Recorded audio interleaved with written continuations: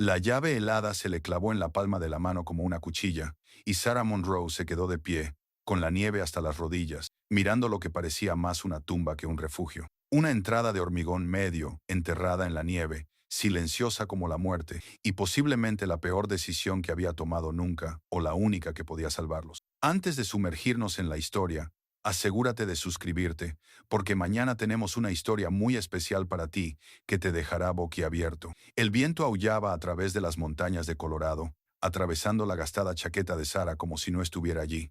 Tenía los dedos entumecidos, su aliento formaba pequeñas nubes blancas, y la llave, la única pieza de metal que representaba todo lo que le quedaba en este mundo, temblaba en su mano congelada. Detrás de ella, pegada al capó oxidado de su Honda Civic de 23 años, Emma, de 7 años, observaba con ojos demasiado sabios para alguien que todavía creía en Papá Noel. Esos ojos habían visto demasiado últimamente, demasiados aparcamientos, demasiadas noches fingiendo que el asiento trasero era una aventura, demasiadas mañanas despertándose con escarcha en el interior de las ventanas y el rostro de su madre tratando de ocultar el miedo. Sara se volvió hacia la estructura de hormigón que sobresalía de la ladera de la montaña como un búnker olvidado de una guerra que nadie recordaba. Eso era lo que había comprado con $750 de los últimos 800 que le quedó. Una propiedad subterránea tal cual, sin garantías, sin reembolsos, sin segundas oportunidades. Hace 3 meses, Sarah Monroe era otra persona. Era mecánica en Davidson's Auto, en Denver, una de las dos únicas mujeres de un equipo de 11. Era buena, además, mejor que la mayoría de los hombres, aunque ellos nunca lo admitirían. Podía diagnosticar un problema en el motor solo con el sonido, podía reconstruir una transmisión con los ojos cerrados, y tenía fama de arreglar lo que todos los demás decían que era irreparable. Llevaba 9 años trabajando allí, desde que nació Emma. Era madre soltera, sí, pero se las arreglaba. Pagaba el alquiler a tiempo, ponía comida en la mesa y llevaba a Emma a clases de baile todos los martes. No era una vida glamurosa, pero era la suya. Entonces Davidson vendió el taller. El nuevo propietario trajo a su propio equipo y la despidió un martes por la tarde con 2 semanas de indemnización y un apretón de manos que le pareció una bofetada. Lo intentó en todas partes, en todos los talleres, en todos los concesionarios, en todos los sitios donde le dejaban rellenar una solicitud, pero el invierno era temporada baja. Todo el mundo estaba recortando gastos, no contratando. Y las solicitudes que preguntaban por los periodos de inactividad laboral, por referencias, por qué había dejado su último trabajo. Esas solicitudes acababan en una pila de la que nunca se obtenía respuesta. Llegó la fecha de pago del alquiler, luego se pasó la fecha. Entonces, la notificación de desahucio se deslizó bajo su puerta como una sentencia de muerte en papel barato. Había vendido todo lo que no estaba clavado al suelo: la televisión, sus herramientas, la bicicleta de Emma, los muebles. Empaquetó lo que quedaba en bolsas de basura y en el maletero del Civic. Le dijo a Emma que se iban de aventura. Condujo hasta el aparcamiento del Walmart a las afueras de la ciudad y aparcó entre una autocaravana y un camión, con la esperanza de desaparecer entre la gente que tampoco tenía a dónde ir. Eso fue hace 6 semanas. 6 semanas rotando entre aparcamientos, mudándose antes de que los guardias de seguridad se dieran cuenta. 6 semanas de baños de áreas de servicio y fregaderos de restaurantes de comida rápida. 6 semanas en las que Emma hacía los deberes a la luz del techo y preguntaba cuándo volverían a casa. 6 semanas en las que Sara mentía descaradamente, diciendo que todo iría bien, que mamá tenía un plan. No tenía ningún plan. Tenía $800, un coche con la luz del motor encendida desde hacía 3 meses y una hija que empezaba a darse cuenta de que los demás niños no dormían en los asientos traseros. Era el 19 de diciembre, 6 días antes de Navidad. La temperatura había bajado a menos de 10 grados y, aunque el motor estaba en marcha y la calefacción a toda potencia, el frío se colaba por todos los huecos del burlete del Civic. Emma había empezado a toser 2 días antes. Aún no era nada grave, pero Sara sabía lo rápido que podían empeorar estas cosas. Un resfriado se convertía en bronquitis. La bronquitis se convertía en neumonía. La neumonía se convertía en una visita al hospital que no podían permitirse, y en preguntas de los trabajadores sociales que Sara no podía responder sin arriesgarse a perder a Emma por completo. Fue entonces cuando encontró el anuncio. Eran las 2 de la madrugada. Emma dormía en la parte de atrás, cubierta con todas las chaquetas y mantas que tenía. Sara estaba sentada en el asiento del conductor, con el teléfono al 4% de batería, desplazándose por anuncios de alquileres que no podía permitirse. Un fallo en la página web la redirigió a una página de subastas, excedentes del gobierno y propiedades embargadas. La mayor parte era basura, terrenos abandonados en medio de la nada, edificios quemados y declarados en ruinas por el condado. Pero un anuncio le llamó la atención: propiedad subterránea, antigua instalación de almacenamiento de la época de la Guerra Fría, 40 acres, ubicación remota en la montaña. Tal cual. ¿Cuál es la puja inicial? $500. La subasta termina en 6 horas. Hizo clic en las fotos granuladas. Una entrada de hormigón en la ladera de una colina. Una pesada puerta de acero. No había fotos del interior.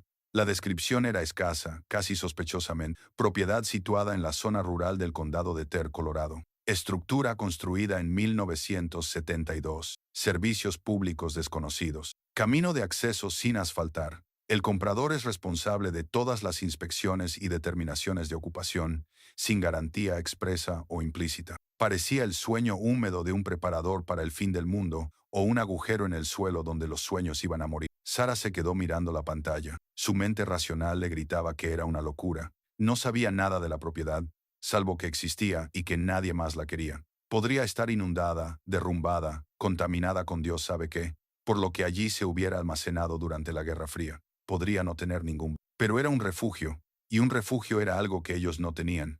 Observó cómo avanzaba la cuenta atrás de la subasta. 5 horas, 4 horas, 3 horas. Nadie más pujaba. Cuando quedaban 2 horas, hizo una puja. $500. Le temblaba la mano al pulsar confirmar. La página se actualizó. Era la mejor puja. Los minutos pasaban lentamente. Seguía actualizando la página, esperando que alguien la superara. Alguna persona lógica que hubiera investigado y supiera algo que ella no sabía, pero nadie apareció. A 17 minutos del cierre de la subasta, aumentó su puja a $750. Era como tirar los ahorros de toda su vida por un precipicio, pero al menos era una elección, al menos era algo. Cuando la subasta cerró a las 6:43 de la mañana, era propietaria de un búnker subterráneo en las montañas. Emma se despertó una hora más tarde tosiendo en su manga. Tenía las mejillas enrojecidas y estaba caliente al tacto. Sara le besó la frente y notó un sabor salado y miedo. «Mamá», susurró Emma, «¿vamos a algún sitio hoy?» Sara tragó saliva. «Sí, cariño. Vamos a nuestra nueva casa». El trayecto duró 4 horas. Por la Interestatal 70 oeste hacia las montañas, luego por la Autopista 24 y después por carreteras comarcales que se iban estrechando y estaban cada vez menos cuidadas a medida que avanzaban. El Civic avanzaba con dificultad por las pendientes, con el motor chirriando y la transmisión patinando. Pasaron por un pueblo llamado Crisola, de 900 habitantes, donde Sara se detuvo en una gasolinera y compró galletas, mantequilla de cacahuete y 2 botellas de agua con el último dinero que le quedaba, excepto los $50 que guardaba para emergencias. La mujer del mostrador, curtida y canosa, miró a Emma con algo parecido a la lástima. «Están de paso, se mudan aquí», dijo Sara tratando de parecer segura. La mujer levantó una ceja. «Al pueblo de ahí fuera». «Bueno», dijo la mujer, devolviéndole el cambio. «Bienvenidos al medio de la nada. Espero que hayan traído ropa de abrigo». La oficina de la empresa gestora de la propiedad era una simple caravana situada a las afueras de la ciudad. Un hombre llamado Dale, de unos 60 años, con una barriga que sobresalía de su camisa de franela, le entregó un sobre de Manila que contenía una escritura, un mapa topográfico y 2 llaves en un llavero. «Tú eres la que compró el búnker», dijo. No era realmente una pregunta. «Soy yo». Miró a Emma y luego volvió a mirar a Sara. «¿Sabes en lo que te estás metiendo?» «Ya lo averiguaré, Daley. La propiedad lleva vacía desde 2018. El anterior propietario falleció. La herencia la vendió.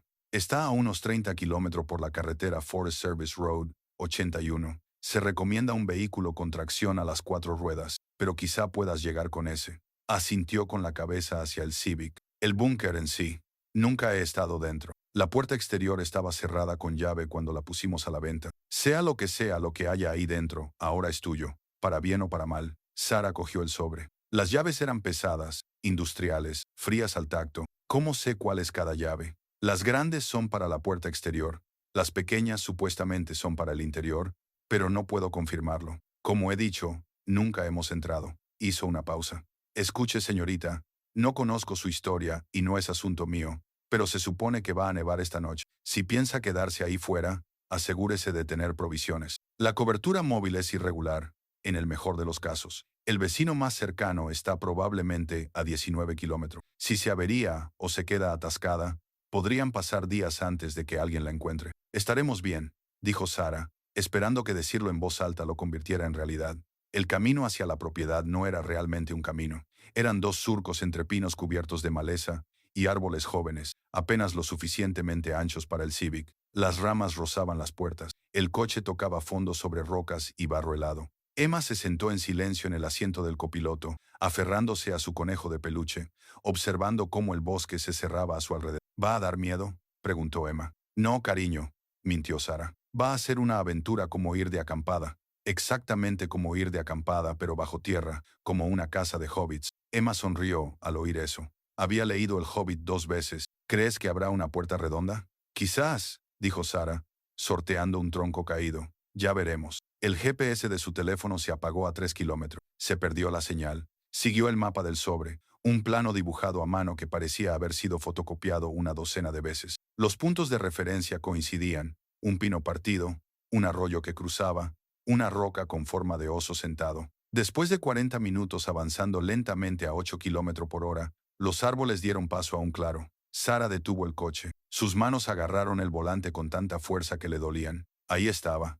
La entrada del búnker se alzaba en la ladera como una cicatriz de hormigón. La estructura tenía unos 6 metros de ancho y 6 metros de alto, con una única puerta de acero macizo en el centro. La nieve se había acumulado contra la base, y el hielo colgaba de los bordes donde el agua se había filtrado y congelado. Todo parecía soviético, utilitario, construido para resistir el fin del mundo, o al menos para esconderse de él. Vaya, susurró Emma, ¿es realmente subterráneo? Sí, cariño. ¿Hasta dónde llega? Sara miró la escritura. No lo sé. Se quedaron allí sentadas durante un largo rato, con el motor en marcha y la calefacción encendida, ambas mirando lo que Sara había comprado con casi todo lo que les quedaba. Parecía abandonado, parecía olvidado, parecía el tipo de lugar donde la gente desaparecía y nunca más se sabía nada de ella. Pero también parecía un refugio. Sara apagó el motor. El silencio que siguió fue total. No había tráfico, ni voces, ni el bullicio de la ciudad. Solo el viento entre los pinos y el tic-tac del motor enfriándose. Vale, dijo. Veamos qué tenemos. La nieve era más profunda de lo que parecía. Sara abrió camino hacia la entrada, con Emma siguiéndola. El claro tenía quizás medio acre, rodeado por un denso bosque. El mapa topográfico mostraba que los 40 acres se extendían en todas direcciones desde este punto, pero no podía ver dónde terminaba su propiedad y dónde comenzaba el bosque nacional. Todo parecía igual, blanco, frío e indiferente. La puerta de acero era enorme, de unos 2 metros de alto y 1,5 metros de ancho, con bisagras del tamaño del antebrazo de Sara. La superficie estaba manchada de óxido naranja y marrón. A la altura del pecho había una cerradura, rodeada por lo que parecía un mecanismo de cierre diseñado para proteger contra la lluvia radiactiva. Sara sacó la llave más grande. Le temblaban las manos por el frío, por el miedo o por ambas cosas. Ya no sabía distinguirlo. La llave se deslizó en la cerradura, pero no giró. Lo intentó de nuevo, aplicando más presión. Nada. La movió, la sacó, examinó la cerradura en busca de hielo o residuos y volvió a intentarlo. Al cuarto intento, algo hizo clic en lo profundo del mecanismo. Giró la llave en el sentido de las agujas del reloj y con un sonido como de metal chirriando y aire escapando, la cerradura se desbloqueó. La puerta se abrió unos centímetros hacia adentro. Lo has conseguido, mamá. Emma la animó. Sara agarró el picaporte y tiró. La puerta era pesada, más pesada de lo que esperaba, pero se abrió con bisagras que chirriaban como si no se hubieran movido en aire. El aire frío salió de la oscuridad del otro lado, trayendo el olor a hormigón y metal y algo más. Algo rancio, pero no podrido, como un ático sellado durante décadas. Sara encendió la linterna de su teléfono. El haz de luz atravesó la oscuridad, revelando un espacio más allá de la puerta. No era exactamente una habitación, sino una cámara. Paredes de hormigón, suelo de hormigón, techo de hormigón, y al fondo, a unos 6 metros, otra puerta. Esta era más pequeña, de tamaño más normal, con un tirador sencillo y una segunda cerradura. Quédate cerca, dijo Sara cogiendo la mano de él. Entraron. La temperatura bajó inmediatamente. Su aliento se condensaba en el haz de luz de la linterna. La cámara estaba vacía, salvo por algunos escombros, una silla rota, unos carretes de cable y una lona rasgada. Las paredes tenían manchas y grietas, pero la estructura parecía sólida. No había charcos de agua ni signos evidentes de derrumbe. Sara se acercó a la puerta interior e introdujo la llave más pequeña. Giró con suavidad y la puerta se abrió a una oscuridad total. Movió la linterna de izquierda a derecha y de arriba abajo, tratando de entender lo que veía.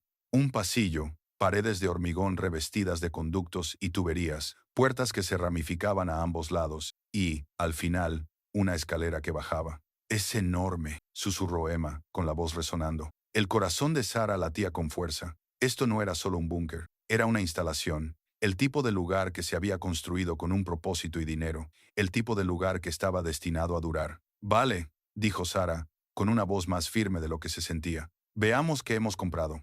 Avanzaron juntas, con el haz de luz de la linterna bailando delante de ellas. La primera puerta a la derecha daba a una habitación de unos 5 metros cuadrados, vacía. La siguiente puerta era igual, pero la tercera puerta reveló algo diferente. Literas. Estructuras metálicas empotradas en la pared, 4 de ellas apiladas demasiado alto, colchones finos todavía en su sitio, envueltos en plástico. Un baúl al final de cada cama. «Aquí es donde dormía la gente», dijo Sara. «¿Puedo elegir cuál es la mía?», preguntó Emma, ya dirigiéndose hacia las camas. Sara la dejó explorar mientras ella revisaba las otras habitaciones. Un baño con 3 lavabos, 3 inodoros y 3 duchas, todos secos, pero los accesorios parecían intactos. Una zona de cocina con fregaderos industriales, un enorme frigorífico que zumbaba cuando lo abrió, que de alguna manera seguía funcionando, y armarios llenos de platos y utensilios, una sala común con mesas y sillas, un corcho en la pared con avisos de seguridad descoloridos y un calendario de 1998. Todo estaba cubierto de polvo, pero nada estaba destruido. Era como si quienquiera que hubiera estado allí simplemente se hubiera marchado y hubiera cerrado la puerta tras de sí. Sara encontró a Emma de vuelta en la habitación con literas, sentada en una de las camas inferiores, con su conejo de peluche a su lado. «Mamá», dijo Emma, «creo que me gusta este». Sara se sentó junto a su hija. El colchón era firme, pero no estaba mal. El envoltorio de plástico crujió bajo su peso. Miró a su alrededor. Las paredes de hormigón, el espacio oscuro, el aire frío que olía a décadas de quietud. Ahora este era su hogar. Esta tumba subterránea en medio de la nada. Este búnker, construido para sobrevivir al fin del mundo. Esta apuesta desesperada e imposible que les había costado casi todo. Emma se recostó contra ella, cálida, pequeña y confiada. «¿De verdad es nuestro?», preguntó Emma. Sara rodeó a su hija con el brazo y la abrazó con fuerza. «Sí, cariño, es nuestro». Afuera, el viento aullaba. La nieve comenzó a caer, espesa y pesada, cubriendo sus huellas, cubriendo el coche, cubriendo cualquier rastro de que alguna vez hubieran existido en otro lugar. Dentro, en la oscuridad del búnker, Sarah Monroe tomó una decisión. Harían que esto funcionara. Tenían que hacerlo porque ya no había vuelta atrás. No había otras opciones, ni red de seguridad, solo una puerta de acero, un refugio de hormigón, y la desesperada esperanza de una madre de haber tomado la decisión correcta. Se puso de pie y tomó la mano de Emma. «Vamos, exploremos el resto». Encontraron las escaleras y descendieron a la oscuridad. El haz de luz del teléfono moribundo de Sara atravesaba las sombras que habían esperado años para ser perturbadas. La escalera bajaba un nivel, luego otro, adentrándose más en la montaña. Cada nivel se abría a más pasillos, más habitaciones, más misterios, y en el nivel más profundo, detrás de una puerta marcada con advertencias y asegurada con cerraduras para las que aún no tenían llaves, algo esperaba, algo que lo cambiaría todo. Pero Sara aún no lo sabía. En ese momento, solo era una madre que intentaba mantener a salvo a su hija, solo una mujer que lo había perdido todo y había comprado un agujero en el suelo con sus últimos $, solo alguien de pie en la oscuridad, esperando que llegara la mañana y trajera consigo la fuerza para afrontar lo que viniera después. La puerta exterior de acero se cerró tras ellas, con un sonido similar al de una tumba.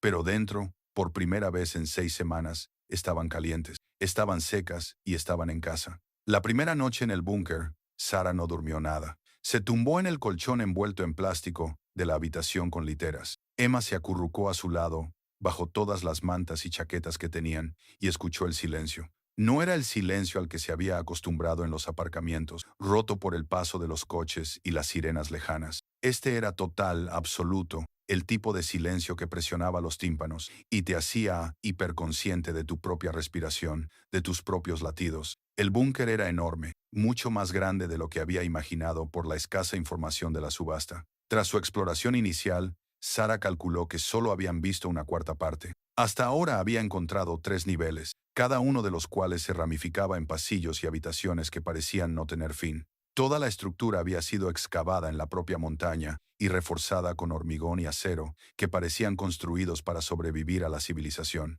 A la débil luz de su teléfono, que ahora tenía un 11% de batería, Había esbozado un mapa aproximado en el reverso de la escritura de la propiedad. Nivel 1. Viviendas, cocina, baño, zonas comunes, oficinas. Nivel 2. Almacenes, espacios mecánicos, lo que parecía una enfermería. Nivel 3. Aún no lo había explorado por completo, pero había visto lo suficiente para saber que allí era donde se escondían los verdaderos misterios. Puertas pesadas con cerrojos de rueda, como los que se ven en los submarinos. Carteles de advertencia sobre el acceso exclusivo para personal autorizado, y en particular una puerta sellada con un teclado digital que brillaba con un tenue color rojo en la oscuridad. Todavía funcionaba después de todos estos años. Cuando amaneció, aunque no podían verlo desde el subsuelo, Sara se levantó y comenzó a trabajar para hacer este lugar habitable. Emma se despertó lentamente, desorientada, preguntando dónde estaban antes de que la memoria la alcanzara. Sara le besó la frente y le prometió panqueques para el desayuno. Luego tuvo que explicarle que no tenían panqueques, pero que tenían galletas de mantequilla de maní, que era casi lo mismo. Casi. La cocina se convirtió en el primer proyecto de Sara. Encontró el cuadro eléctrico principal en un armario de la sala común. Los interruptores estaban todos apagados, pero cuando examinó el sistema, su ojo de mecánica reconoció la calidad de la ingeniería. No se trataba de una instalación improvisada, era una infraestructura de nivel profesional, sobredimensionada y redundante. Alguien había diseñado este lugar para que funcionara durante años, sin mantenimiento. Encontró el generador en una sala separada en el segundo nivel, una enorme unidad diésel que probablemente podría alimentar un pequeño hospital. El depósito de combustible estaba lleno hasta 3/4 de su capacidad. Sara comprobó el aceite, examinó las correas y las mangueras, y luego pulsó el botón de arranque, sin esperar realmente nada. El generador tosió una vez, 2 veces, y luego rugió con un sonido que resonó en toda la instalación. Emma vino corriendo, con los ojos muy abiertos. «¿Lo has arreglado?» «En realidad no estaba roto», dijo Sara por encima del ruido, «solo dormí». Con la energía restaurada, el búnker se transformó. Las luces parpadearon en los pasillos, revelando décadas de polvo, pero también el alcance de lo que ahora poseía. El frigorífico de la cocina volvió a la vida con un zumbido. El sistema de calefacción se puso en marcha con un gemido de viejos conductos. En una hora, la temperatura ambiente había subido de unos 4 grados Celsius a unos agradables 20 grados Celsius. Sara encontró a continuación el sistema de agua. Las instalaciones tenían su propio pozo perforado en lo profundo del acuífero de la montaña, con tanques de filtración y almacenamiento, con capacidad para miles de litros. Las bombas se activaron automáticamente cuando ella restableció la electricidad.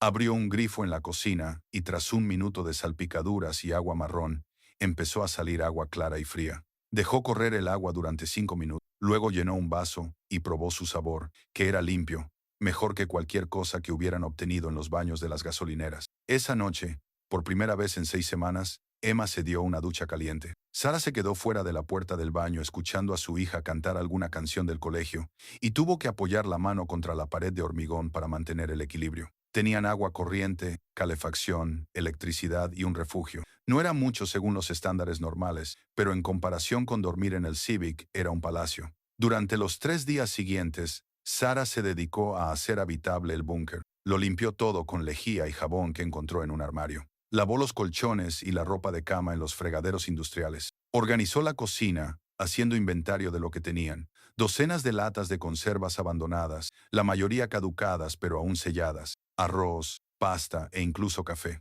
Probó todos los interruptores de la luz, todos los enchufes, todos los sistemas que pudo encontrar. Sus años como mecánica le habían enseñado a leer los sistemas, cómo se comunican las máquinas entre sí, cómo localizar los problemas hasta su origen.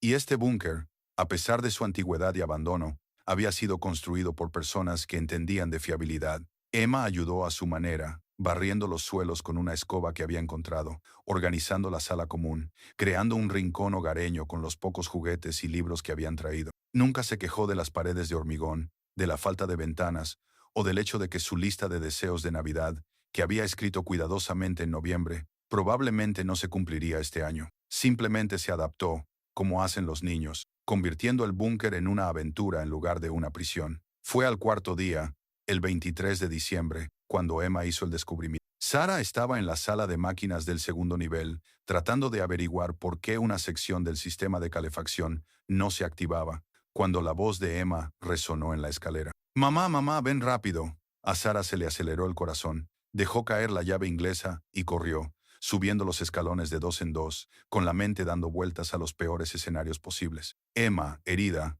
Emma, atrapada, Emma perdida en el laberinto de pasillos. Pero cuando encontró a su hija, Emma estaba de pie frente a una puerta en el nivel 3, perfectamente bien, solo emocionada. Mira, dijo Emma, señalando. La puerta era diferente a las demás, más pesada, de acero, reforzada con lo que parecía un escudo antibalas, y en lugar de una cerradura normal, tenía un teclado digital montado a la altura de los hombros, con una pantalla que brillaba con un rojo apagado, y en la que se veía una sola palabra, bloqueada. ¿Qué hay ahí dentro?, preguntó Emma. No lo sé, cariño. ¿Podemos abrirla? Sara examinó el teclado. Era sofisticado, probablemente biométrico en su día, aunque el escáner de huellas dactilares parecía desactivado. Ahora solo requería un código, 6 dígitos según la pantalla, no sin el código. Quizás haya una llave en alguna parte, sugirió Emma. Como en las películas, una llave secreta escondida en un libro o debajo de una piedra. Sara sonrió a pesar suyo. Quizás, pero ahora mismo tenemos que centrarnos en prepararnos para la Navidad, ¿vale? Nos preocuparemos por las puertas misteriosas más tarde. Pero la puerta le daba vueltas en la cabeza. Esa noche, después de que Emma se durmiera, Sara volvió al nivel 3 y se paró frente a ella, estudiando el teclado, el marco reforzado, la advertencia estampada en el acero. Solo acceso autorizado. Se requiere nivel de seguridad. Almacenamiento de activos. Almacenamiento de activos. ¿Qué tipo de activos requerían este nivel de seguridad en un búnker abandonado de la Guerra Fría? Al día siguiente, Nochebuena, comenzó a investigar en serio. Mientras Emma hacía adornos con trozos de papel y papel de aluminio que habían encontrado en las oficinas, Sara revisó todos los archivadores, todos los cajones de los escritorios y todas las cajas que pudo encontrar.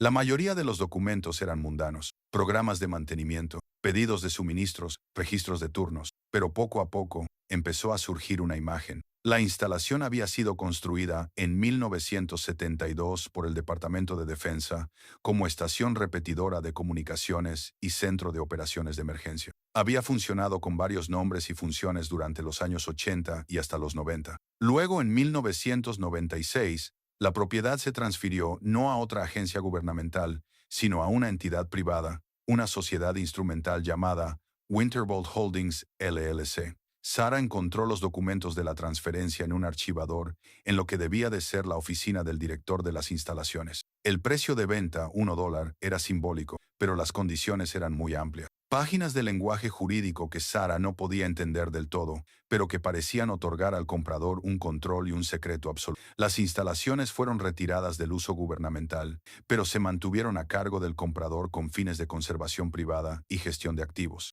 Encontró registros de mantenimiento que se remontaban a 20 años atrás. Alguien había venido aquí regularmente, al menos una vez al mes, a veces más, para revisar los sistemas, realizar pruebas y registrar lecturas. Los registros eran meticulosos, casi obsesivos, y todos estaban firmados con las mismas iniciales, MW. La última entrada tenía fecha del 14 de julio de 2018, hace 5 años. Después de eso, nada. Las manos de Sara temblaban mientras pasaba las páginas. Este lugar no había sido abandonado por accidente. Alguien lo había cuidado, mantenido operativo durante décadas, y de repente, había dejado de hacerlo. Emma la llamó a la sala común. Mamá, es casi la hora de cenar, y mañana es Navidad. Comieron sopa enlatada calentada en la cocina, que funcionaba perfectamente una vez que Sara averiguó cómo iba la tubería de gas. Emma charló sobre Papá Noel y los regalos y si él podría encontrar casas subterráneas. Sara le siguió el juego, con la mente en otra parte, pensando en iniciales, registros de mantenimiento y cerraduras digitales. Esa noche, después de que Emma se durmiera, Sara se sentó en uno de los escritorios de la oficina con el ordenador que habían encontrado. Era viejo, funcionaba con Windows XP, pero aún se encendía. El disco duro había sido borrado por completo, excepto por algunos archivos almacenados en la carpeta temporal. Recuperó lo que pudo. Documentos PDF, en su mayoría manuales técnicos de los sistemas de la instalación, pero había un archivo diferente. Una carta escaneada con fecha del 3 de marzo de 2013. El membrete decía, Marcus Whitfield, director ejecutivo, Whitfield Technologies. A Sara se le cortó la respiración. Leyó rápidamente, con avidez. La carta estaba dirigida a alguien llamado Raymond, aparentemente el contratista de mantenimiento de las instalaciones. Le agradecía sus años de servicio y detallaba los nuevos protocolos para acceder a las instalaciones. Mencionaba el proyecto de conservación y enfatizaba la importancia de mantener los controles ambientales en la bóveda. La bóveda de almacenamiento de activos de nivel 3. Sara abrió su teléfono, comprobó la señal, que apenas funcionaba, y escribió Marcus Whitfield en Google. La búsqueda tardó una eternidad.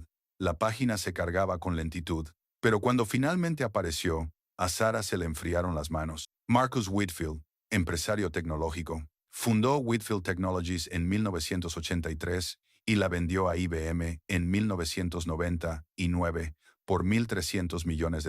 Conocido como un multimillonario solitario que abandonó la vida pública a principios de la década de 2000. Excéntrico, paranoico según algunas fuentes, obsesionado con el colapso económico y la desintegración social, construyó múltiples instalaciones de conservación en todo el país, aunque se desconocía su ubicación. Falleció el 9 de agosto de 2018 a los 71 años. No dejó familia, se liquidó su patrimonio. La mayoría de sus activos se vendieron o donaron. En agosto de 2018, pocas semanas después de la última entrada en el registro de mantenimiento, Sara se recostó en la silla, con la mente a 1000 por hora. Whitfield había sido el propietario de este lugar.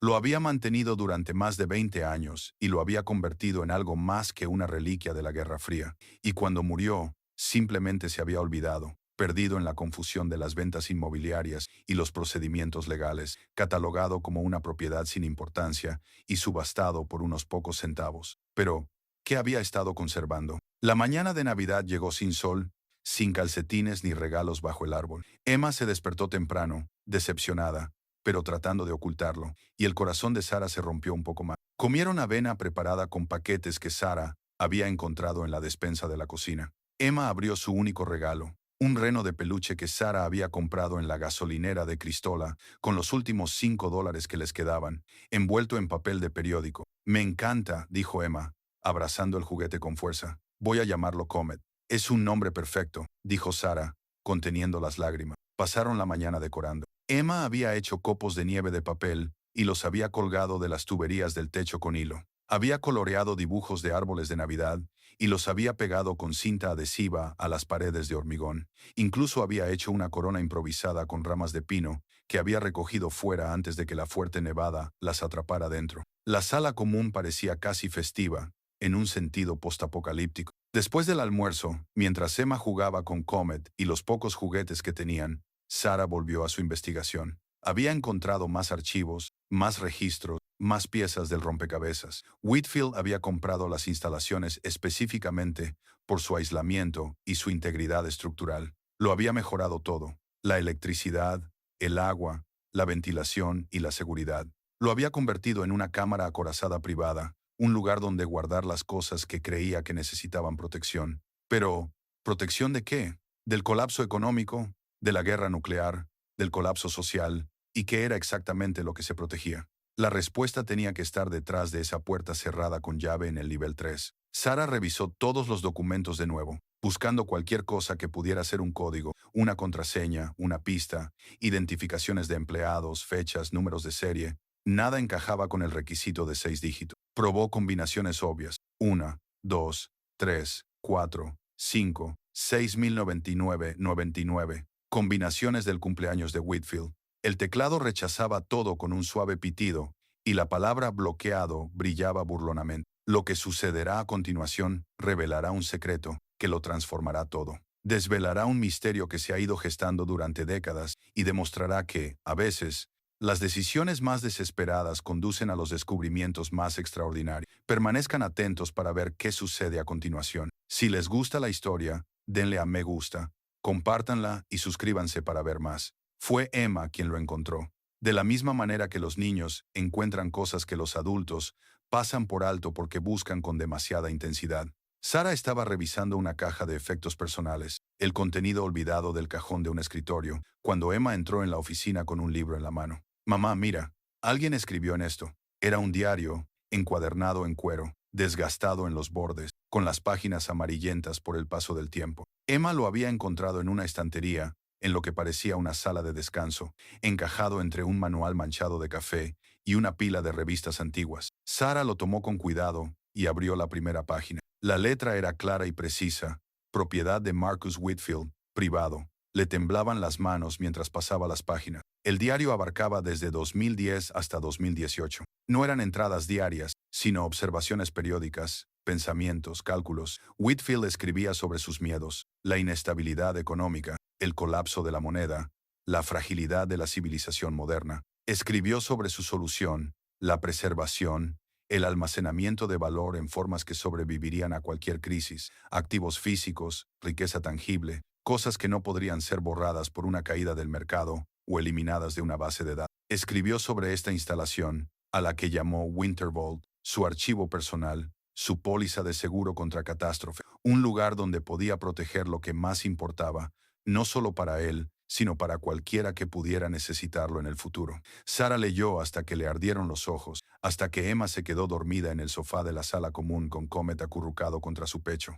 Las entradas del diario se volvieron más filosóficas hacia el final, más reflexivas. Whitfield sabía que se estaba muriendo. Escribió sobre sus remordimientos, sin hijos, sin familia cercana, una vida dedicada a construir muros en lugar de relaciones. Escribió sobre su esperanza de que Wintervault cumpliera su propósito algún día, de que alguien lo encontrara y comprendiera lo que había intentado hacer. Y en una de las últimas páginas, con fecha del 10 de julio de 2018, 4 días antes de la última entrada del registro de mantenimiento, escribió algo que dejó a Sara sin aliento. El código es lo más importante, no el dinero, ni el metal, ni siquiera la supervivencia. El código es la familia, el código es el amor, el código es la razón por la que conservamos cualquier cosa. Debajo, casi como una idea de último momento, 6 números escritos en el mapa. 071408. Sara se quedó mirando los números. 71408. 14 de julio de 2008. Le llevó un momento darse cuenta de lo que significaba esa fecha.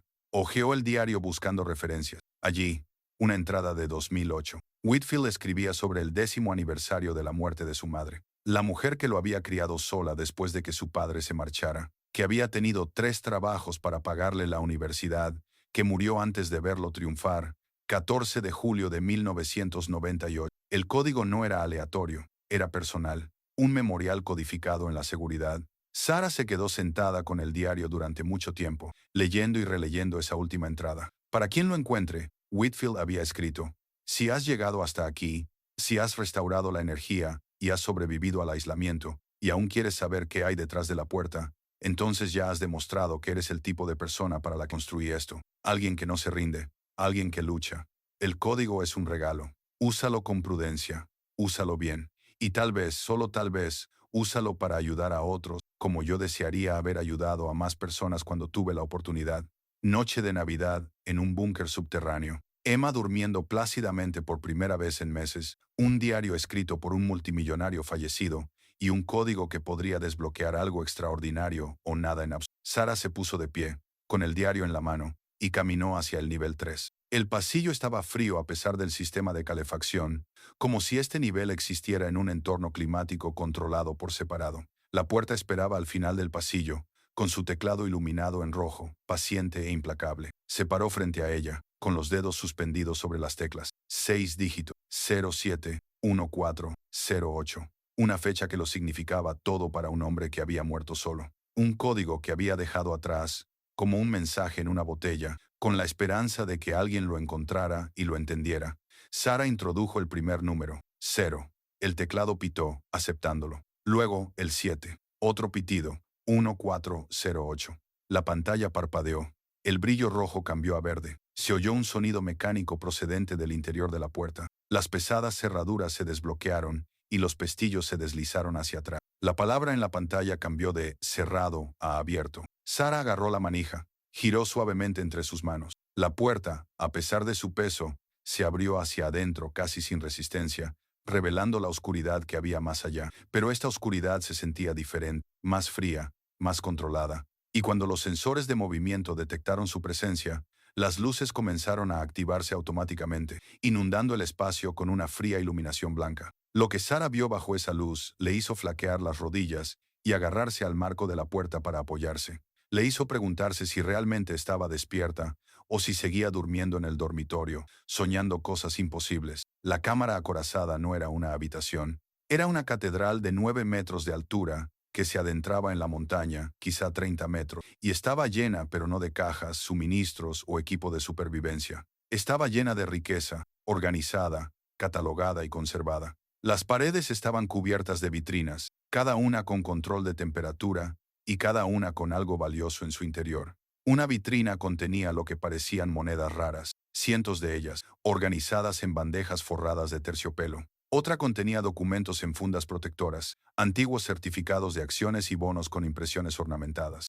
Otra contenía obras de arte, piezas pequeñas, pero incluso Sara podía reconocer su calidad, pinturas, esculturas, objetos que pertenecían a museos. Pero la mayor parte de la cámara acorazada estaba ocupada por cajas de seguridad, cientos de ellas, tal vez miles, empotradas en las paredes en filas ordenadas que se extendían desde el suelo hasta el techo. Cada caja estaba etiquetada con una fecha y un número: 1986 hasta 001, 1992 hasta 047, 2015 hasta 318. Sara avanzó unos días, con sus pasos resonando en el hormigón y el acero. En el centro de la cámara acorazada había un escritorio, y sobre él, una carpeta de cuero. La abrió con manos temblorosas. La primera página era un inventario, una lista maestra de todo lo que había en la cámara acorazada, categorizado y valorado: metales preciosos, monedas de oro, lingotes de plata, lingotes de platino. Valor estimado: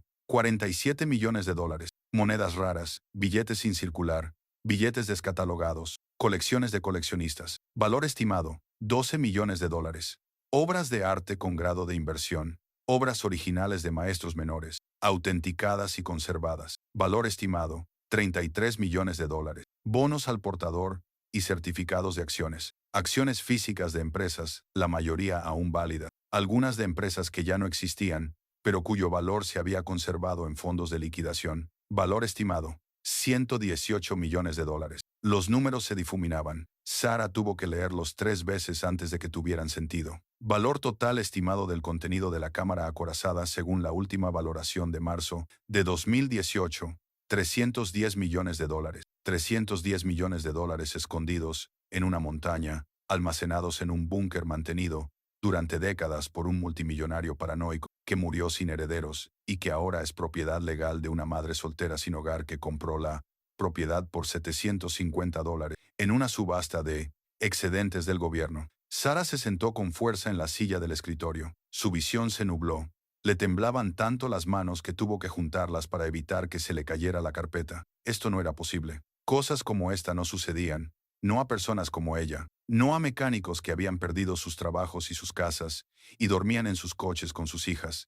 Pero la cámara acorazada era real. El inventario era real. La cuidadosa letra de la carpeta, la letra de Whitfield, era real. Y al final de la primera página, una nota final para quien lo encontrara: si estás leyendo esto, entonces mis temores se han confirmado y mis preparativos estaban justificados. Esta riqueza se conservó, precisamente por esta razón, para sobrevivir a la crisis y proporcionar seguridad cuando todo lo demás falle. Ahora es tuyo.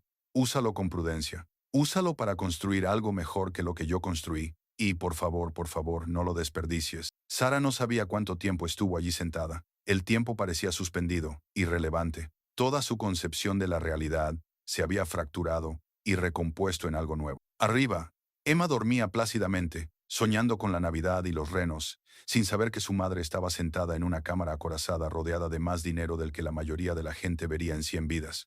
Finalmente, Sara se levantó.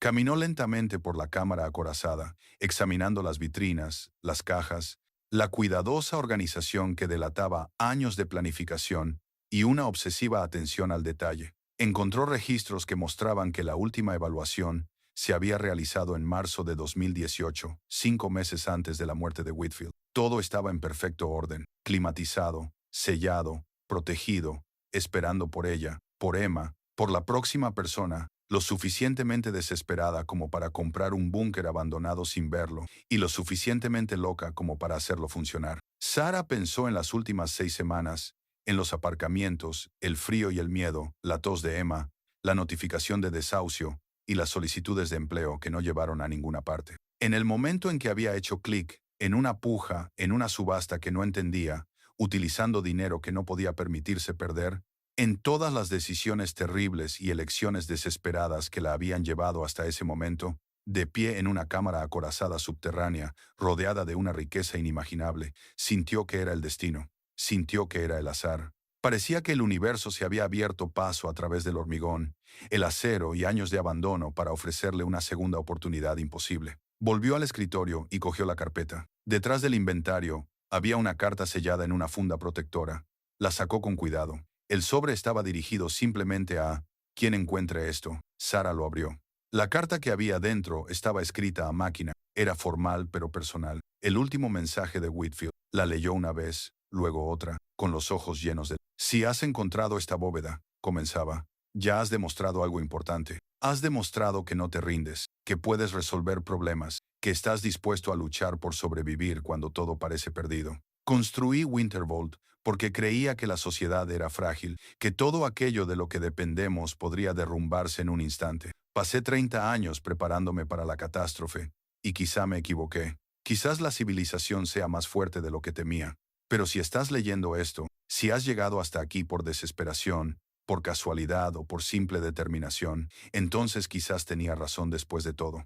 No sobre el colapso de la sociedad, sino sobre la necesidad de segundas oportunidades, de redes de seguridad, de recursos almacenados para el día en que alguien los necesitara. La carta continuaba explicando la situación legal de la bóveda, la cuidadosa estructuración que hacía que todo lo que había dentro fuera propiedad de quien fuera el propietario legal del terreno.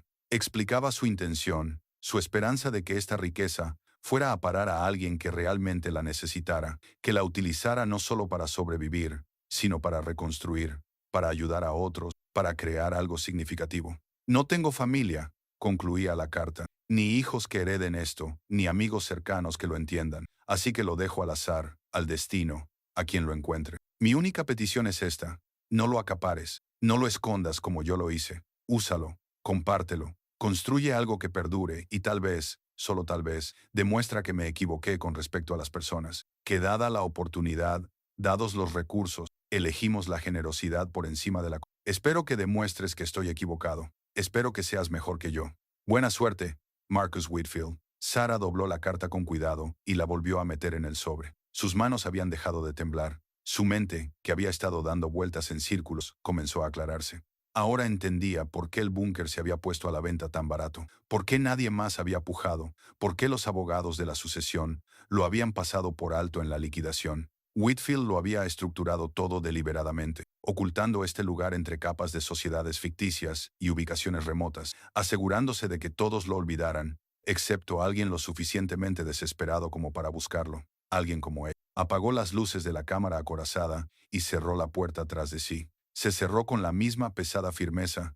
El teclado volvió a ponerse en rojo, encerrando $310 millones en oro, plata, obras de arte y riqueza en papel. Pero ahora Sara tenía el código. Ahora sabía lo que había allí. Ahora todo había cambiado. Subió las escaleras lentamente, con las piernas débiles, la mente ya adelantándose a lo que vendría después. Las cuestiones legales, las cuestiones prácticas, la imposible, aterradora y maravillosa cuestión de qué hacer con una fortuna que le había caído del cielo como nieve de un cielo oscuro. Pero esas eran cuestiones para mañana. Por ahora. Entró en la habitación donde dormía Emma, con Comet bajo el brazo, el rostro tranquilo bajo la tenue luz de emergencia. Sara se acostó junto a su hija, tiró de las mantas y se quedó mirando el techo de hormigón. Seguían sin hogar, seguían sin dinero, seguían viviendo en un búnker subterráneo en medio de la nada. Pero todo había cambiado, todo. Y Sarah Monroe, que pensaba que había tocado fondo, que había apostado sus últimos dólares en una esperanza desesperada, que había llevado a su hija a una montaña para sobrevivir al invierno. Ahora tenía en sus manos los medios para hacer algo más que sobrevivir. Tenía los medios para vivir, para reconstruir, para ayudar a otros que lo habían perdido todo como para demostrar que las segundas oportunidades, por imposibles que parecieran, eran reales. En algún lugar por encima de ellas, la nieve seguía cayendo sobre las montañas de Colorado. Pero aquí abajo, en la calidez y la oscuridad de Wintervolt, comenzaba una nueva historia. No un final, sino un comienzo. Y Sarah Monroe, por primera vez en meses, se permitió creer que tal vez, solo tal vez, todo iba a salir bien. Sarah no volvió a la bóveda durante 2 días. No podía. Saber lo que había detrás de esa puerta le resultaba demasiado pesado, demasiado imposible, demasiado peligroso. Seguía con las tareas cotidianas del búnker, preparando comidas, limpiando, entreteniendo a Emma. pero su mente estaba en otra parte, dando vueltas a escenarios y preguntas que no tenían respuestas fáciles. La mañana del 27 de diciembre, Emma se sentó a la mesa de la sala común, dibujando su nuevo hogar mientras Sarah fingía organizar los suministros. Los lápices de colores de Emma rayaban el papel, creando una vista transversal del búnker con figuras sonrientes en cada habitación. Mamá, dijo Emma sin levantar la vista, ¿cuándo podremos ver qué hay en la habitación especial? Las manos de Sarah se detuvieron sobre la lata de sopa que estaba pasando de una estantería a otra. ¿Qué te hace pensar que hay algo especial ahí? Emma se encogió de hombros, sin dejar de dibujar. Porque no dejas de mirarla, y porque tu cara hace eso. ¿Qué cosa? Esa cosa que haces cuando estás pensando muy intensamente en algo importante, pero aún no quieres contármelo. Emma levantó la vista, con sus ojos de 7 años demasiado perspicaces. No pasa nada si es un secreto, pero los secretos pesan más cuando los guardas tú sola. Eso es lo que dijo la señora Patterson en la escuela. Sarah se sentó frente a su hija, con un nudo en la garganta. Tienes razón. Hay algo en esa habitación, algo inesperado, algo bueno o algo malo. Aún no lo sé, cariño. Eso es lo que estoy tratando de averiguar. Emma lo pensó, y luego volvió a su dibujo. Bueno, tal vez deberíamos verlo juntas. 2 cerebros son mejores que uno. Eso también lo dijo la señora Patterson. A pesar de todo, Sarah sonrió. La señora Patterson parece muy sabia. Esa tarde Sarah tomó una decisión. Necesitaba comprender todo el alcance de lo que habían heredado, y esconderse no cambiaría la realidad. Tomó la mano de Emma, cogió una linterna por si acaso, a pesar de que la electricidad funcionaba, y bajó al tercer piso. El teclado brillaba en rojo en el oscuro pasillo. Emma observaba con los ojos muy abiertos mientras Sarah introducía el código 0714. Las cerraduras se desbloquearon con su pesado sonido mecánico, y la puerta se abrió. ¡Guau! Exclamó Emma, cuando las luces se encendieron automáticamente. Sarah ya lo había visto antes, pero el impacto no había disminuido. Si acaso, verlo a través de los ojos de Emma lo hacía más surrealista. La cámara acorazada se extendía ante ellas, como una sala del tesoro con temperatura controlada, con todas las superficies brillando bajo la iluminación LED y todas las vitrinas y cajas colocadas con una precisión obsesiva. Entraron juntas, con la mano de Emma apretada entre las de Sarah. Sus pasos resonaban en las paredes de hormigón. El aire era fresco y seco, mantenido exactamente a 62 grados Fahrenheit y 30% de humedad, según el panel de control climático situado junto a la entrada. Es como un museo, susurró Emma con voz llena de asombro. Sí, asintió Sarah, exactamente como un museo. Comenzaron por el lado izquierdo de la cámara acorazada, donde estaban las vitrinas de cristal. La primera vitrina medía unos 2,5 metros de largo y 1,2 metros de alto, y en su interior había monedas. No eran monedas cualquiera, sino ejemplares raros organizados en bandejas forradas de terciopelo, con pequeñas etiquetas impresas debajo de cada una. Sarah reconoció algunas de ellas, gracias a sus limitados conocimientos. Águilas de oro, hojas de arce de plata, antiguos dólares Morgan con fechas del siglo XIX, pero muchas le resultaban desconocidas, monedas con inscripciones y denominaciones desconocidas, piezas que parecían antiguas e increíblemente valiosas. Cada bandeja tenía una pequeña tarjeta de inventario. Sarah sacó su teléfono y fotografió una. 1889 Carson City, $, Morgan, Mississippi. Estado 65. Valor estimado, $45,000. Le temblaban las manos cuando bajó el teléfono. Una moneda, $45,000, y había cientos de monedas solo en esta caja. Emma señaló una moneda de oro del tamaño de medio dólar. Esa es bonita. Tiene una dama con alas. Sarah miró la etiqueta. 1907. St. Gordon's, doble águila en alto relieve. Valor estimado, $180,000. Eso es mucho, dijo Emma con naturalidad, sin entender realmente las cifras, pero intuyendo su importancia. Pasaron a la siguiente vitrina. Esta contenía papel moneda, pero no billetes modernos. Eran billetes de gran formato de principios del siglo XX, certificados de plata y certificados de oro, algunos tan ornamentados que parecían láminas artísticas. Moneda confederada de la Guerra Civil, sin valor como dinero, pero valiosa para los coleccionistas. Billetes extranjeros de países que ya no existían, marcos alemanes, rublos soviéticos, yuanes chinos de antes de la Revolución. La ficha de inventario de esta vitrina mostraba un desglose de valores diferentes. Colección de monedas históricas, 347 piezas. Valor total estimado para coleccionistas, $200,000. Sarah tuvo que sentarse. Había un banco en el centro de la cámara acorazada, probablemente colocado allí por Whitfield precisamente para este fin, para los momentos en que la magnitud de la riqueza resultara abrumadora. Se sentó y Emma se subió a su lado. Mamá, ¿ahora somos ricas? Sara no sabía cómo responder a eso. No lo sé, cariño. Es complicado. ¿Cómo que es complicado? Si hay dinero, podemos usarlo, ¿no? Quizás. Pero tenemos que averiguar si realmente es nuestro y qué es lo correcto que debemos hacer con él. Emma balanceó las piernas, pensativa. Lo correcto probablemente sea ayudar a las personas que necesitan ayuda, como nosotros. Sí, dijo Sara en voz baja. Como nosotros. Continuaron su exploración. La siguiente sección de la cámara acorazada contenía obras de arte, e incluso el ojo inexperto de Sara podía ver que no se trataba de impresiones ni reproducciones. Eran piezas originales, cada una montada en un marco climatizado, cada una acompañada de un certificado de autenticidad y documentación de procedencia. Una pintura mostraba una escena portuaria, barcos al atardecer, realizada en estilo impresionista con pinceladas gruesas y colores luminosos. La etiqueta decía Puerto al atardecer, atribuida a Frederick Childe Hassan, circa 1900. Autenticación por Sures 2012. Valor estimado, 4.700.000 dólares. Sara se quedó mirando la cifra. Casi 5 millones de dólares por un solo cuadro. El lienzo medía quizás 60 centímetros por 90 centímetros. Era bonito, pero no especialmente grande. Y solo en esta sección había una docena más de piezas. Una pequeña escultura de bronce, de una bailarina, autenticada como un estudio de Degas,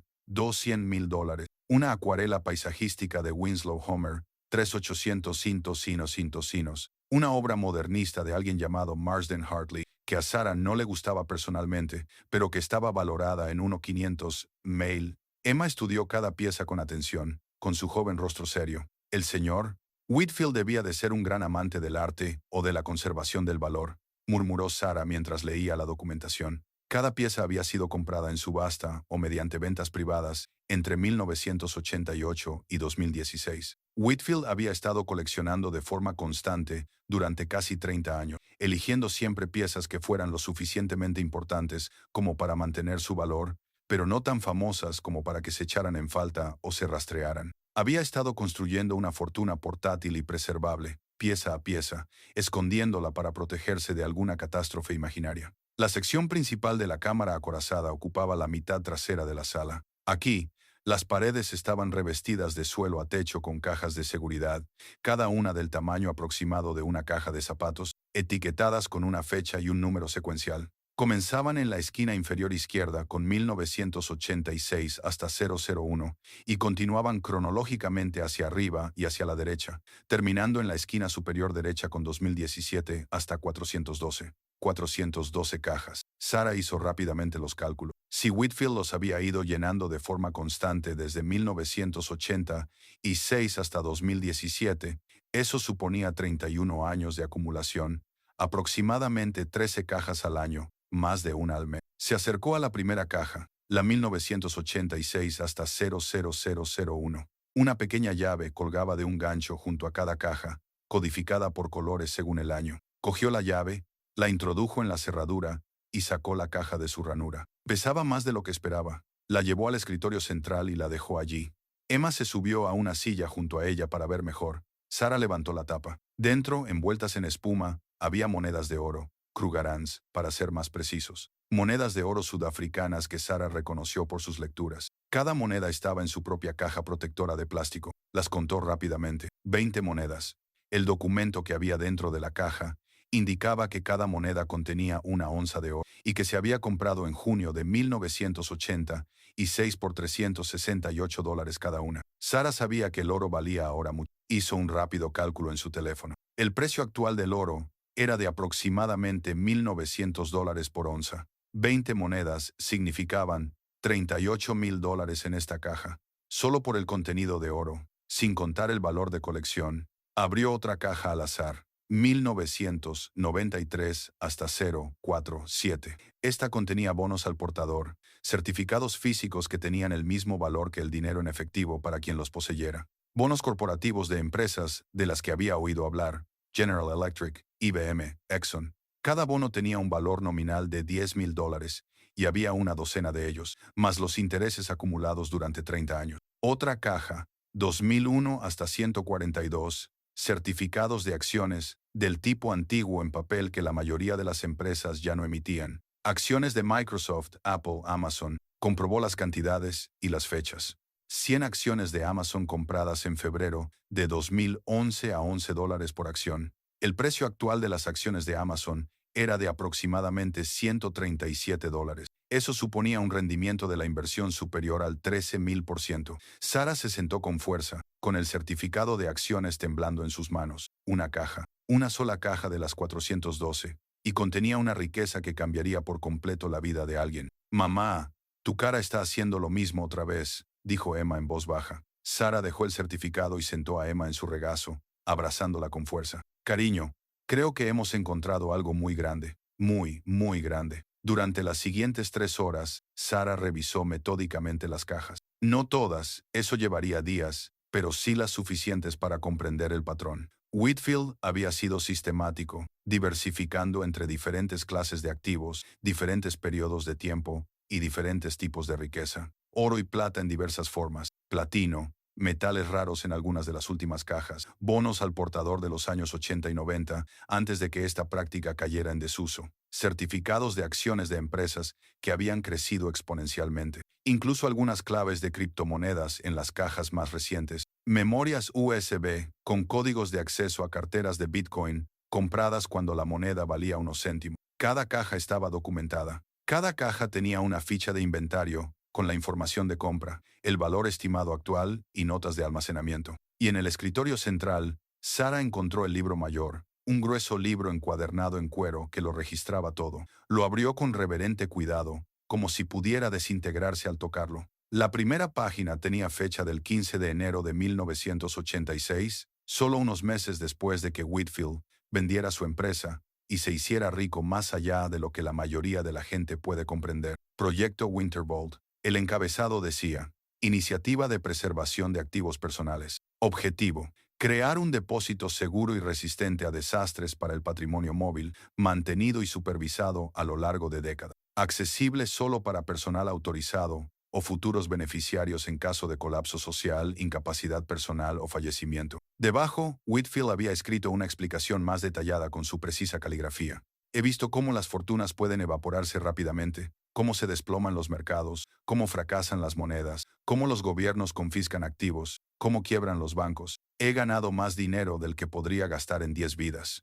Pero he aprendido que la riqueza solo es real si está protegida. Esta instalación será mi póliza de seguro, mi protección contra el caos. La llenaré lenta y constantemente con activos que mantengan su valor independientemente de los sistemas políticos o las condiciones económicas. Oro, que lleva siendo valioso desde hace 5,000 años. Arte, que trasciende la moneda. Acciones físicas de empresas que fabrican cosas que la gente necesita, y lo esconderé donde ningún gobierno pueda grabarlo. Ningún acreedor podrá reclamarlo. Ninguna crisis bursátil podrá borrarlo. Si me equivoco, si la sociedad se mantiene estable y muero plácidamente mientras duermo rodeado de mis seres queridos, entonces alguien más lo encontrará algún día y tendrá los medios para construir algo hermoso. Y si tengo razón, si todo se derrumba, entonces tendré los recursos para sobrevivir y reconstruir. En cualquier caso, esta cámara acorazada cumple su propósito. Sara leyó el pasaje 3 veces, y poco a poco fue comprendiendo. Whitfield no estaba loco. Había sido cauteloso hasta el punto de la paranoia, sí,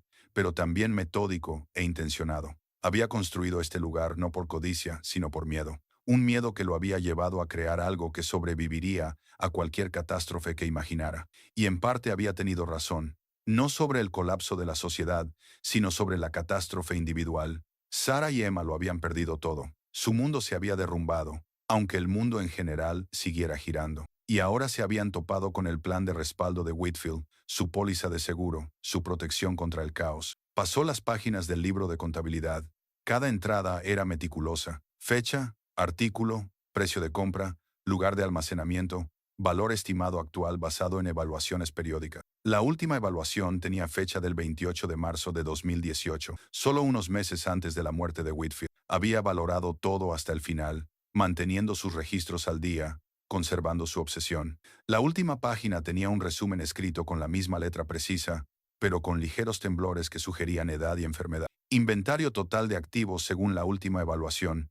Oro y metales preciosos, 47,200,000 dólares. Colección de monedas raras, 12,400,000 dólares. Obras de arte con grado de inversión, $33.800.000, bonos al portador e instrumentos de deuda corporativa, $41.600.000, certificados de acciones y posiciones de capital, $118.300.000, tenencia de criptomonedas, $56.700.000, valor total estimado, $310 millones, $310 millones. Sara había visto la cifra la noche de Navidad, pero volver a verla después de examinar el contenido real y comprender su alcance y realidad la mareó. Se agarró al borde del escritorio para mantener el equilibrio. Emma se había alejado para volver a mirar las obras de arte, dejando a Sara sola con el libro de contabilidad y sus pensamientos en espiral. ¿Era esto legal? ¿Podía realmente reclamarlo? Whitfield había sido el propietario de las instalaciones, las había llenado con su propio dinero y luego había muerto sin herederos. La propiedad había sido vendida por su patrimonio, claramente sin que nadie supiera lo que había dentro. Ella había comprado la propiedad legalmente en una subasta legítima. Todo lo que había dentro formaba parte legalmente de la transferencia de la propiedad, pero moral y éticamente, ¿era correcto quedarse con una riqueza de tal magnitud cuando solo había pagado $750 por ella? ¿No debería destinarse a la caridad? A la herencia de Whitfield, si quedaba algo de ella, al gobierno como una especie de tesoro encontrado, a Sara le latía la cabeza. Nunca había imaginado que tendría que responder a estas preguntas. Hace una semana, su mayor dilema moral era si gastar $5 en un reno de peluche o ahorrarlos para gasolina. Ahora, estaba contemplando la ética de heredar $300 millones de un multimillonario fallecido. Encontró la respuesta en otro documento escondido en una funda en la parte posterior del libro de contabilidad, un sobre sellado con lacre dirigido simplemente a quien lo encontrara. Las manos de Sara temblaban mientras rompía el sello. Dentro había una carta escrita a máquina, con fecha del 1 de agosto de 2018, pocos días antes de la muerte de Will. Para quien lo encuentre, comenzaba. Si estás leyendo esto, es que yo ya no estoy, y esta instalación ha pasado a manos de un nuevo propietario. Espero que ese propietario seas tú, la persona que ha abierto la caja fuerte, que ha resuelto el acertijo, que se ha preocupado lo suficiente como para buscar.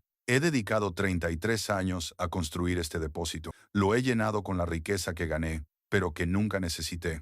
Dinero que permanecía en cuentas, generando más dinero, mientras yo me sentaba en mi casa, generando nada más que ansiedad por el futuro. Nunca me casé, nunca tuve hijos. Construí una empresa que vendí por más de $1.000 millones y luego pasé el resto de mi vida con miedo a perderlo todo. ¡Qué desperdicio!, leyó Sara más rápido, con los ojos recorriendo la página. En mis últimos meses, he tenido tiempo para pensar en lo que he hecho con mi vida y en lo que me gustaría haber hecho de otra manera. Ojalá hubiera tenido menos miedo. Ojalá hubiera confiado más en la gente. Ojalá hubiera gastado mi dinero ayudando a otros en lugar de atesorarlo por si acaso ocurría algún desastre imaginario. Pero no lo hice. En cambio, construí esta bóveda, la llené de tesoros y me convencí a mí mismo de que estaba siendo prudente. La verdad es que estaba siendo egoísta, miedoso y solitario. La carta continuaba explicando la estructura legal que Whitfield había creado. Había ocultado deliberadamente Winterba a sus abogados inmobiliarios, enterrándola en capas de sociedades ficticias y propiedades remotas que pasarían desapercibidas en la sucesión. Quería que el mundo rico la olvidara y que la descubriera alguien que la necesitara. Lo dejo al azar, escribió, al destino, al sentido de la justicia del universo. La propiedad se subastará como terreno sobrante. Alguien la comprará por casi nada. Y si esa persona está lo suficientemente desesperada, es lo suficientemente curiosa o lo suficientemente valiente como para explorarla por completo, encontrará esta cámara acorazada y todo lo que haya en ella será legalmente suyo, comprado como parte de la propiedad. No habrá que pagar impuestos, porque yo ya los pagué cuando compré todo. No habrá reclamaciones sobre la herencia, porque los herederos no saben que existe. Transferencia limpia, propiedad clara, un regalo de un hombre muerto a quien más lo necesite. A Sara se le nubló la vista por las lágrimas, parpadeó para contenerlas y siguió leyendo. Mi única petición, y es realmente una petición, no una exigencia, porque no tengo derecho a exigirte nada, es esta. No hagas lo que yo hice. No acumules esta riqueza por miedo. Úsala. Construye algo con ella. Ayuda a la gente con ella. Sé más valiente que yo. Sé más amable que yo. Sé mejor que yo. Este dinero, estos activos, no son más que herramientas. Números en libros de contabilidad, metal en cajas, papel en marcos. Solo importan si hacen algo, si crean algo, si ayudan a alguien. Ya has demostrado que eres un superviviente. Compraste un búnker abandonado sin verlo. Lo hiciste funcionar. No te rendiste. Eso me dice algo importante sobre ti. Me dice que eres exactamente el tipo de persona que debería tener esta riqueza porque entiendes lo que es luchar, entiendes lo que es la necesidad, entiendes lo que significa no tener nada y luchar por todo. La carta tenía 2 páginas. Sara leyó cada palabra, algunas de ellas varias veces. Al final, Whitfield había escrito: no sé quién eres, nunca te conoceré, pero te confío algo que he protegido durante 33 años. Confío en que serás sabia donde yo fui tonto, generosa donde yo fui codicioso, valiente donde yo fui cobarde. Usa esta riqueza para construir una vida que valga la pena vivir. Ayuda a otros a construir vidas que valgan la pena vivir. Y tal vez, solo tal vez, demuestra que las personas son mejores de lo que yo creía. Que, dados los recursos y la oportunidad, elegimos la bondad por encima del... Espero que me demuestres que estoy equivocado. Espero que seas mejor de lo que yo fui. Buena suerte y gracias por preocuparte lo suficiente como para encontrar esto. Marcus Whitfield, 1 de agosto de 2018. Sara dejó la carta con cuidado, con las manos temblando tanto que apenas podía controlarlas. Se sentó en la cámara acorazada climatizada, rodeada de más riqueza de la que jamás había imaginado que pudiera existir en un solo lugar.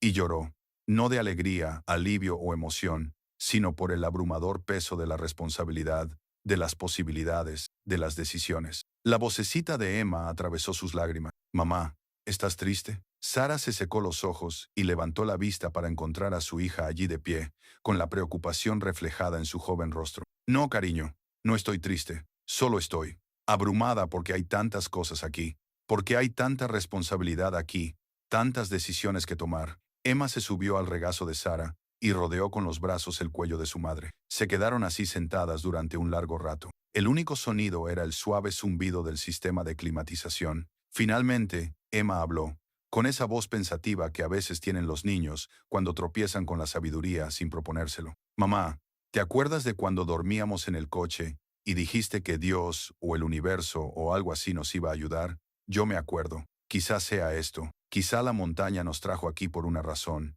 Quizá el Señor. Whitfield hizo todo esto para que pudiéramos encontrarlo, para que ya no fuéramos personas sin hogar, para que pudiéramos ayudar a otras personas a no ser personas sin hogar. Sara se apartó para mirar a su hija, de 7 años, que todavía creía en Papá Noel, todavía veía dibujos animados y jugaba con peluches, pero de alguna manera había atravesado toda la complicada espiral ética de Sara y había encontrado la simple verdad en el centro. Tienes razón, susurró Sara. Tienes toda la razón. Se levantó, dejó a Emma en el suelo con suavidad y volvió a atravesar la cámara acorazada una vez más, con las monedas reflejando la luz en sus vitrinas. Las obras de arte brillaban bajo luces LED, cuidadosamente colocadas. Las filas de cajas de seguridad contenían riqueza comprimida, posibilidades comprimidas, futuros comprimidos, todo ello esperando, todo ello listo, y todo ello legal y moralmente suyo. Whitfield había tomado su decisión hace 33 años, cuando comenzó a construir este depósito. Volvió a tomar su decisión cuando lo ocultó deliberadamente de su patrimonio.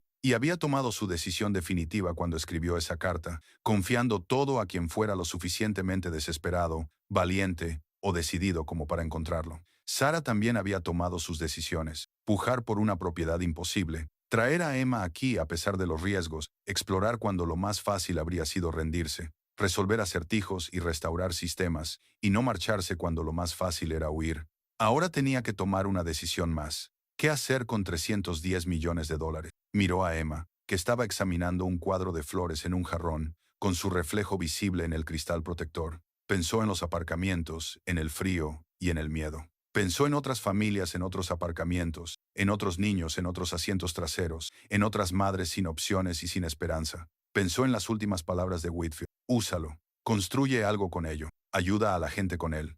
Sara había pasado toda su vida adulta arreglando cosas. Motores, transmisiones, máquinas que otras personas decían que eran irreparables. Había aprendido que nada estaba realmente roto, mientras alguien se preocupara lo suficiente como para intentarlo. Siempre que alguien tuviera las herramientas, el tiempo y la voluntad.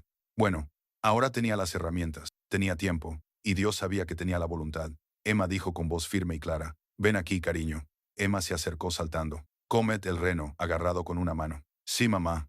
¿Cómo te gustaría ayudar a la gente? A mucha gente». La cara de Emma se iluminó, como los superhéroes. Sara sonrió. una sonrisa auténtica que parecía la luz del sol atravesando las nubes. Exactamente como los superhéroes, pero mejor, porque será real. Cogió el libro mayor y la carta de Whitfield, echó un último vistazo a la cámara acorazada. Este regalo imposible, extraordinario y abrumador que había estado escondido en una montaña, esperando a alguien que lo necesitara, alguien como ella. Luego, ella y Emma salieron, apagaron las luces y dejaron que la puerta se cerrara detrás de ellas. El teclado volvió a ponerse en rojo, asegurando la cámara acorazada una vez más. Pero ahora Sara tenía el código. Ahora sabía lo que había allí. Ahora entendía lo que Whitfield había estado preservando realmente. No era riqueza, ni dinero, ni siquiera seguridad. Era esperanza. Había estado preservando la esperanza. Y mañana, Sara comenzaría la tarea de convertir esa esperanza preservada en una realidad viva, palpitante y útil para ella, para Emma y para todos los demás, que lo habían perdido todo y necesitaban una segunda oportunidad imposible. La cámara acorazada podía esperar una noche más. La riqueza podía esperar una noche más, porque Sara necesitaba pensar, planear, comprender no solo lo que había encontrado, sino en quién quería convertirse. Por eso, ella y Emma subieron las escaleras de vuelta al nivel 1, de vuelta a su dormitorio con paredes de hormigón y colchones envueltos en plástico, de vuelta a la vida que habían construido en este refugio subterráneo. Pero todo había cambiado, todo. Mamá, dijo Emma mientras Sara la arropaba. Mañana, ¿podemos hacer una lista?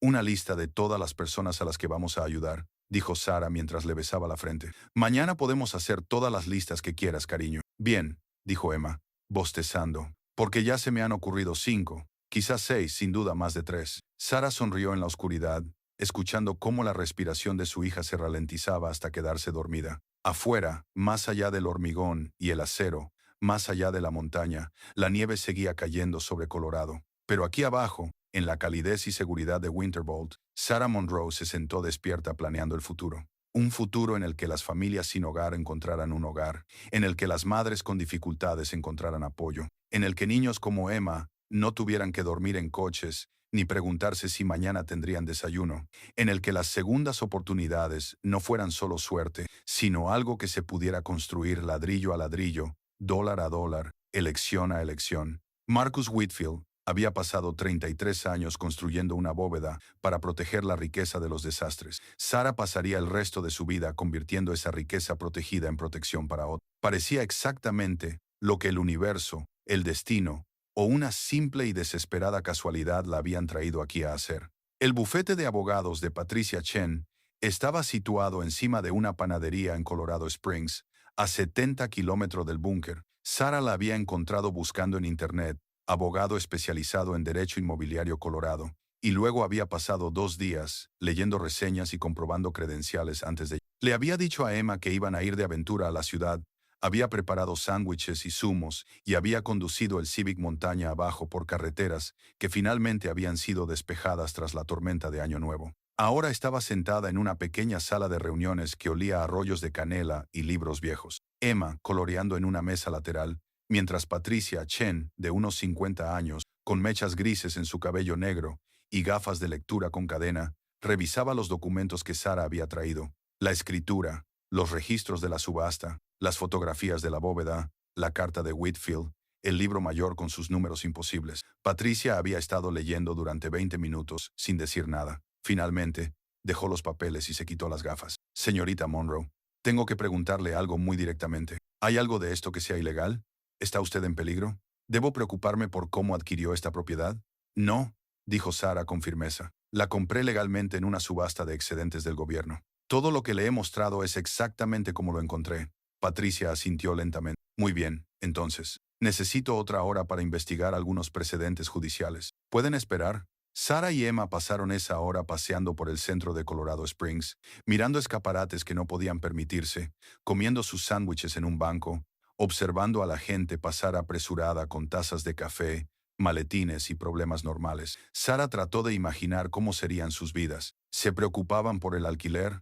Probablemente. ¿Por los pagos del coche y las tarjetas de crédito y si habían ahorrado lo suficiente para la jubilación? Sin duda. Pero alguna de ellas se sentaba en un banco preguntándose si era legalmente propietaria de 310 millones de dólares escondidos en un búnker en la montaña. Probablemente no. Cuando regresaron a la oficina, Patricia tenía un bloc de notas amarillo lleno de anotaciones. Bien, dijo, indicándole a Sara que se sentara. He consultado con 2 colegas y he revisado la ley de propiedad abandonada, la ley de sucesiones y la ley de subastas de Colorado. Esto es lo que puedo decirte. Primero, las buenas noticias. La propiedad es legalmente tuya. La compraste en una subasta legítima, realizada por la empresa de gestión inmobiliaria del patrimonio. Todo lo que se encontraba dentro de los límites de la propiedad, en el momento de la transferencia pasa a ser tuyo como nuevo propietario. Esa es la ley inmobiliaria estándar. Sara exhaló. No se había dado cuenta de que había estado conteniendo la respiración. La cuestión más compleja, continuó Patricia, es si el patrimonio puede reclamar que esta cámara acorazada representa activos que no conocían y que por lo tanto deberían haber formado parte de la sucesión. He investigado la liquidación del patrimonio de Marcus Whitfield. Se completó en 2019, aproximadamente un año después de su muerte. Todo se liquidó o donó de acuerdo con su testamento. La propiedad de la que hablamos figuraba como terreno sin urbanizar y estaba valorada en aproximadamente $5,000. Se vendió en subasta después de que no aparecieran compradores privados. Es el procedimiento habitual para las propiedades de bajo valor. Entonces, no sabían lo que había allí, dijo Sara. Correcto, y aquí es donde se pone interesante. Desde un punto de vista legal, Whitfield estructuró claramente su propiedad para ocultar esta instalación. Utilizó sociedades ficticias, participaciones remotas y una documentación mínima. La mantuvo deliberadamente fuera de su planificación patrimonial. Eso significa que tenía la intención de que pasara a un propietario posterior sin la participación del patrimonio. Su carta, que me has mostrado, deja clara esa intención. Patricia se inclinó hacia adelante. La intención es importante en la ley. Whitfield quería que alguien encontrara esto. Quería que fuera a parar a esa persona. Creó las condiciones para esa transferencia. Tú eres esa persona. Tú lo encontraste. Eres la propietaria del terreno en el que se encuentra. Y su intención documentada era que tú lo tuvieras. Esa es una posición legal muy sólida. Pero Sara percibió la vacilación en la voz de Patricia. Pero hay que hacerlo correctamente, de forma transparente. Tenemos que establecer claramente la propiedad, documentarlo todo y, lo más importante, gestionar adecuadamente las implicaciones fiscales. Porque, aunque usted sea la propietaria legal de estos activos, en el momento en que los liquide, venda el oro, venda las obras de arte, acceda a los fondos, eso se convierte en ingresos imponibles. La agencia tributaria querrá su parte. Y si no lo gestionamos adecuadamente desde el principio, podría enfrentarse a auditorías, sanciones o cosas peores. Sara sintió que el peso volvía a recaer sobre sus hombros. Por supuesto, no podía ser sencillo. ¿Qué tengo que hacer? Patricia sonrió por primera vez. Tiene que contratarme. Para ser sincera, este es el caso más inusual que he encontrado en 23 años de ejercicio. También es potencialmente el más importante. Si lo hacemos bien, obtendrá una riqueza que le cambiará la vida y que se gestionará correctamente. Si lo hacemos mal, se enfrentará a problemas legales que podrían bloquearlo todo durante años. Cobro $250 por hora, pero para algo como esto, estaría dispuesta a trabajar a comisión si fuera necesario. El 5% de lo que consigamos establecer como sus activos legales. Sara hizo rápidamente el cálculo. El 5% de 310 millones era más de $15 millones. Eso es mucho dinero. Lo es, coincidió Patricia, pero también es una compensación justa por el trabajo que supone y garantiza que mis intereses coincidan con los suyos. Quiero establecer el mayor valor legal posible porque nos beneficia a ambos. Pero señorita Monroe, si ahora mismo no puede permitirse pagar una tarifa por hora, lo entiendo. Podemos estructurar esto de la forma que más le convenga. Sara pensó en los $750 que había pagado por la propiedad, en los $50 que le quedaban en el bolsillo, en los $310 millones que estaban en una caja fuerte en una montaña. La contingencia está bien. El 5% es justo. ¿Cuándo podemos empezar? Empezaron esa misma tarde. Durante los 3 meses siguientes, la vida de Sara se convirtió en un delicado equilibrio entre dos mundos. Durante el día, mientras Emma asistía a la pequeña escuela primaria de Crisa, con matrículas fluctuantes y material escolar, donado por la Asociación de Padres y Madres. Después de explicar su situación,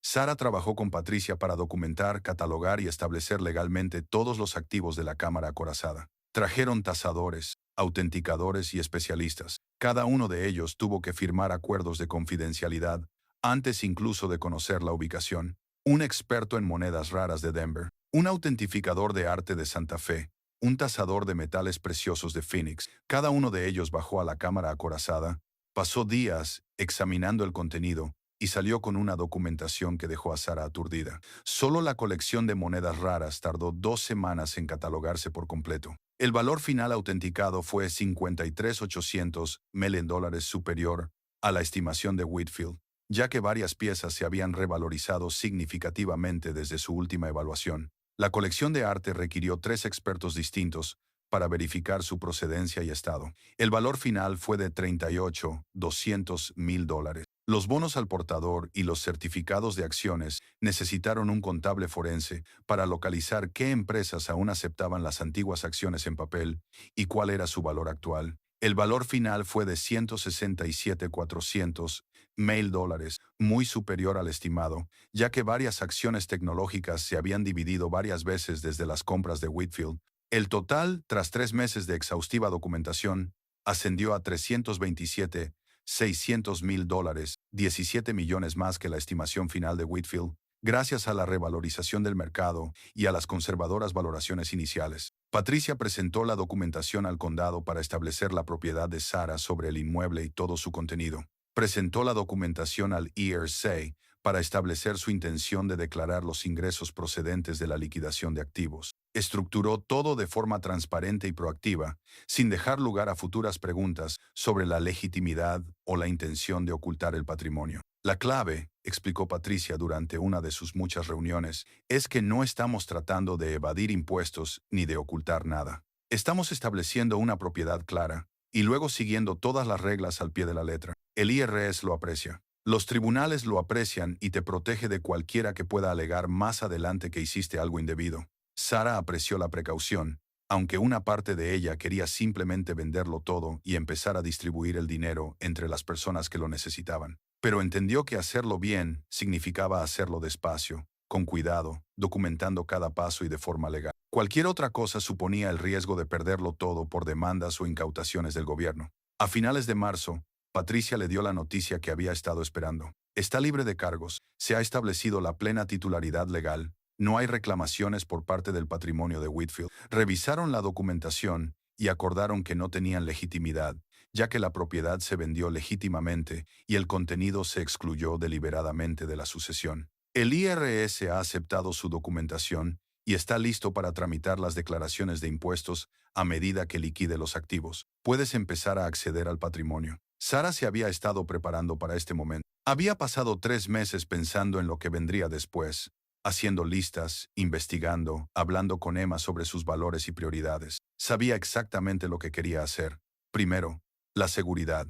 Sara liquidó una pequeña parte de la colección de monedas de oro a través de un distribuidor de confianza en Denver, generando $200,000 en ingresos. Después de pagar los impuestos sobre las ganancias de capital, un 47%, porque había mantenido los activos menos de un año, le quedaron 1.219.000, su primer millón. Dinero que era realmente suyo, depositado en una cuenta bancaria real, gastable y capaz de cambiarle la vida. Compró una casa en Crisa, nada extravagante. Una casa de 3 dormitorios en 2 acres. Necesitaba algunas reformas, pero era estructuralmente sólida, con una gran cocina y un jardín donde Emma podía jugar.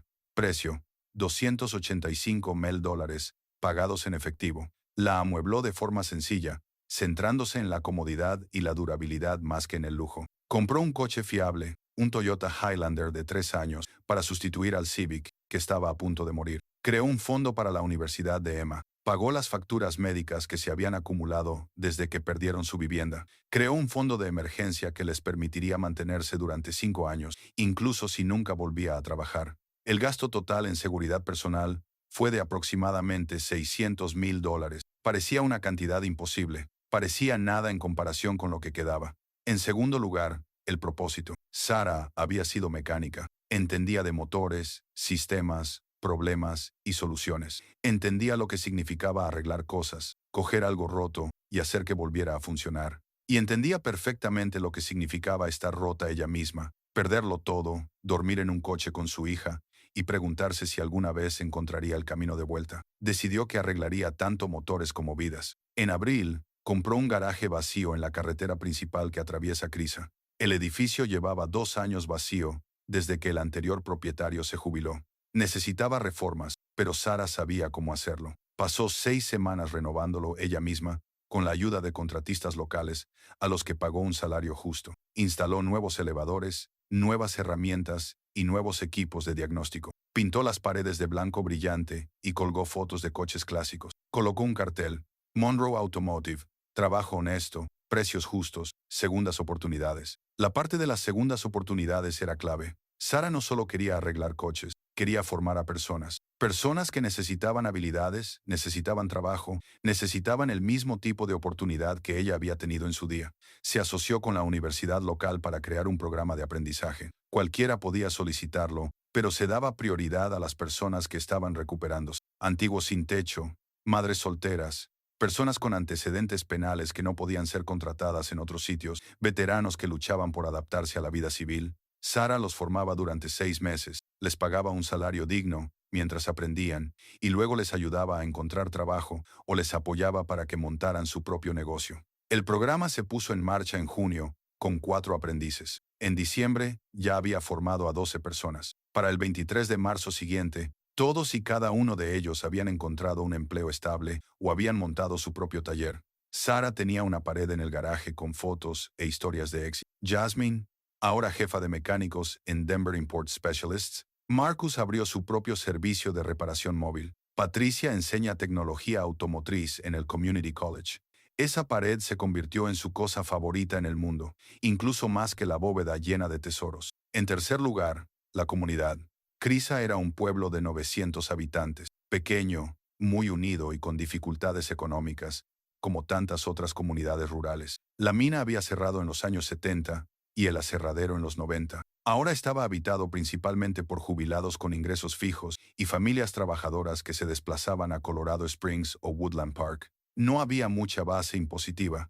Las escuelas necesitaban suministro. La biblioteca funcionaba con personal voluntario 3 días a la semana. El techo del centro comunitario tenía goteras. Sara comenzó discretamente. Al principio, con donaciones anónimas. $50,000 al distrito escolar para suministros y salarios de los maestros. $30,000 para reparar el centro comunitario. $25,000 para ampliar el horario de la biblioteca y comprar libros nuevos. La gente se preguntaba de dónde venía el dinero. El ayuntamiento especuló sobre subvenciones que de alguna manera habían olvidado solicitar. Sara dejó que se preguntaran. No necesitaba reconocimiento, necesitaba ver prosperar a su comunidad, pero al final se corrió la voz. Los pueblos pequeños no tienen secretos. Y cuando Sara compró un edificio abandonado en el centro y anunció sus planes de convertirlo en viviendas de transición para familias sin hogar, 6 apartamentos completamente amueblados, gratuitos durante un año mientras los residentes se recuperaban, la gente empezó a hacer preguntas. El periódico publicó la noticia en agosto. Mecánica local invierte en proyecto de viviendas comunitarias. El periodista entrevistó a Sara en su garaje, rodeada de coches en distintos estados de reparación. Ella dijo la verdad, o al menos la mayor parte. Había recibido una herencia de un pariente lejano. Quería utilizarla para ayudar a los demás. Eso era todo lo que la gente necesitaba saber. La verdad salió a la luz en octubre. Una bloguera de Denver que investigaba las instalaciones de la Guerra Fría en Colorado encontró referencias al búnker Winterbolt en documentos desclasificados. Lo relacionó con la venta de la propiedad, luego con el nombre de Sara en la escritura y luego con las donaciones anónimas y las repentinas inversiones en Crisa. Publicó un artículo titulado «Madre sin hogar descubre una fortuna en un búnker de la Guerra Fría y transforma la ciudad». La historia se hizo viral. En 24 horas, el teléfono de Sara no paraba de sonar. Las cadenas de noticias querían entrevistarla. Los documentalistas querían contar su historia. Las editoriales querían ofrecerle contratos para escribir libros. Y desconocidos. Cientos de desconocidos querían dinero. Necesitaban dinero. Merecían dinero. O eso decían. Sara apagó el teléfono y cerró con llave el garaje. Recogió a Emma del colegio antes de lo habitual. Condujeron hasta el búnker, que Sara había mantenido incluso después de comprar la casa en la ciudad. El lugar se había convertido en su refugio, su espacio para pensar, el recordatorio físico de dónde habían estado y lo lejos que habían llegado. Se sentaron en la sala común, ahora amueblada con cómodos sofás y estanterías, con fotos de su viaje expuestas en las paredes de hormigón. Emma, que ahora tenía 8 años y crecía tan rápido que Sara apenas podía seguirle el ritmo, se sentó junto a su madre y le cogió la mano. «Mamá, ¿tienes miedo?» «Un poco», admitió Sara. «Todo está a punto de cambiar de nuevo. Pero ya hemos cambiado antes», dijo Emma. «Vivíamos en el coche, luego vivimos aquí, Luego vivimos en la casa. Se nos da bien cambiar. Sara abrazó a su hija. ¿Cuándo te has vuelto tan sabia? Siempre he sido sabia, dijo Emma con naturalidad. Solo te acabas de dar cuenta. Decidieron juntas cómo manejar la atención. Sara daría una entrevista, solo una, a un periodista de renombre que contaría la historia de forma imparcial. Confirmaría lo básico. Sí, había comprado la propiedad. Sí, había encontrado objetos valiosos que habían dejado allí. Sí, estaba utilizando el dinero para ayudar a otros, pero no revelaría el valor exacto. No daría la ubicación más allá de la zona rural de Colorado. No convertiría su vida en un espectáculo. Controlaría la narrativa, contaría su verdad y luego volvería al trabajo. La entrevista se publicó en diciembre, casi exactamente un año después de que Sara se quedara parada en la nieve helada con una llave en su mano congelada. La periodista, una mujer llamada Andrea, que había pasado 3 días en Crisa hablando con los residentes y las personas a las que Sara había ayudado, escribió un artículo que no se centraba en la riqueza, sino en el trabajo. Lo que Sarah Monroe encontró en una montaña cambió su vida. Lo que hizo con ello cambió una comunidad. El artículo detallaba el programa de aprendizaje, las viviendas de transición, las inversiones en infraestructura local.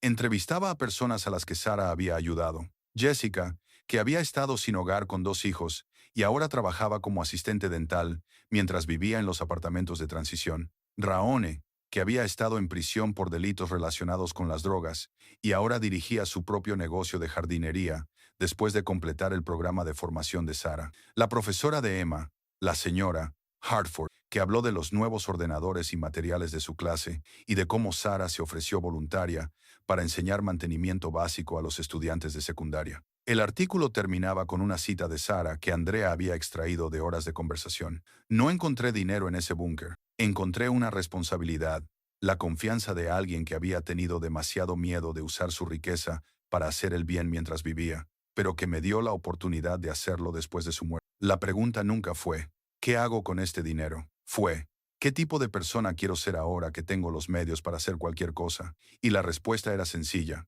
Quiero ser alguien que ayude porque, no hace mucho, yo necesitaba ayuda desesperadamente. Esta es mi forma de devolver el favor. La respuesta fue abrumadora. Las solicitudes de donaciones inundaron a Sara, mucho más de lo que ella podía responder individualmente. Así que hizo lo que debería haber hecho desde el principio. Formalizó todo. En enero, un año y 2 semanas después de comprar el búnker, Sara creó la Fundación Whitfield para segundas oportunidades. La misión de la fundación era sencilla: proporcionar recursos, formación y apoyo a personas y familias sin hogar o en situación de inestabilidad económica. Los programas incluían viviendas de transición, formación laboral, ayuda económica de emergencia y lo que Sara denominaba subvenciones de reinicio. Pagos sin condiciones de $5,000 para ayudar a las personas a cubrir el primer mes de alquiler, los depósitos de garantía, la ropa de trabajo o cualquier otra cosa que necesitaran para estabilizarse. Sara ocupaba el cargo de directora ejecutiva, pero contrató a un pequeño equipo de personal, un coordinador de programas, un gestor de casos y un asistente administrativo. Alquiló un local en Colorado Springs, cerca de la población a la que atendían, y dotó a la fundación de fondos suficientes para funcionar de forma indefinida. Transfirió $40 millones en activos, una combinación de bonos, acciones y oro, a las cuentas de la fundación. Con un rendimiento anual conservador del 4%, eso generaría $6 millones al año para los programas de forma indefinida. $40 millones. Sara había donado más de lo que la mayoría de la gente ganaba en 1000 vidas, y aún le quedaban más de $270 millones. Las matemáticas eran incomprensibles, el impacto era real. Al final del primer año de la fundación, habían ayudado a 83 familias a encontrar una vivienda estable. Habían proporcionado formación laboral a 147 personas. Habían distribuido 322 subvenciones para empezar de nuevo, y todas las personas que habían acudido a ellos habían sido tratadas con dignidad, respeto y la presunción de que estaban haciendo lo mejor que podían con lo que tenían. Sara insistió en esa parte. Sin pruebas de drogas, sin comprobación de antecedentes, a menos que lo exigiera la ley, sin juicios, solo ayuda. Porque ella recordaba lo que se sentía al ser juzgada, al ser vista como un fracaso, al estar a un mal día de perderlo todo. No permitiría que su fundación hiciera eso a otros. La fundación se expandió más allá de Colorado. Al cabo de 2 años, tenían oficinas satélite en Nuevo México y Wyoming. Al cabo de 3 años, estaban en 6 estados. Sara seguía participando en todas las decisiones importantes, pero había aprendido a delegar, a confiar en los demás,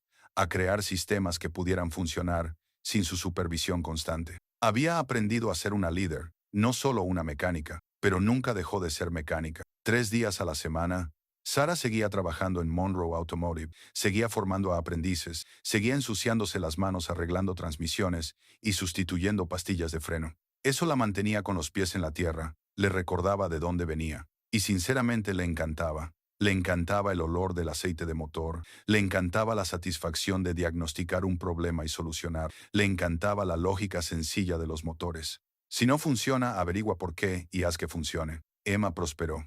Asistía a una buena escuela en Colorado Springs, ahora una academia privada que Sara podía permitirse fácilmente, pero Emma tenía que ganárselo con buenas notas y buen comportamiento. Era la norma de Sara, no de la escuela. Emma era inteligente, amable y curiosa por todo. Los fines de semana era voluntaria en la fundación, ayudando en la zona de juegos para niños mientras su madre se reunía con las familias. Decía con orgullo que su madre era mecánica y ayudaba a la gente. Nunca mencionaba el dinero. Había aprendido pronto lo que Sara le había enseñado. La riqueza era una herramienta, no una identidad.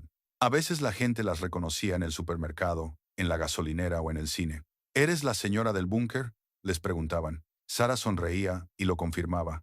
Respondía a algunas preguntas corteses y luego les redirigía a la fundación. Si quieren ayudar, siempre necesitamos voluntarios. La mayoría de la gente solo quería darle las gracias, estrecharle la mano y decirle que pensaban que lo que hacía era increíble. Sara aceptaba los agradecimientos con elegancia, pero nunca dejaba que le subieran los humos. Solo hacía lo que cualquiera haría si tuviera los medios. Al menos, eso es lo que se decía a sí misma. Llegó otra Navidad, la segunda desde que encontraron la cámara acorazada. Sara y Emma pasaron la mañana en su casa de Crystal, abriendo regalos que eran significativos más que caros. Libros que Emma quería, un nuevo juego de llaves inglesas para Sara, objetos hechos a mano que se habían regalado mutuamente. Luego se dirigieron a la oficina de la fundación, donde habían organizado una comida comunitaria. Acudieron un centenar de personas, familias a las que la fundación había ayudado, voluntarios, miembros de la comunidad.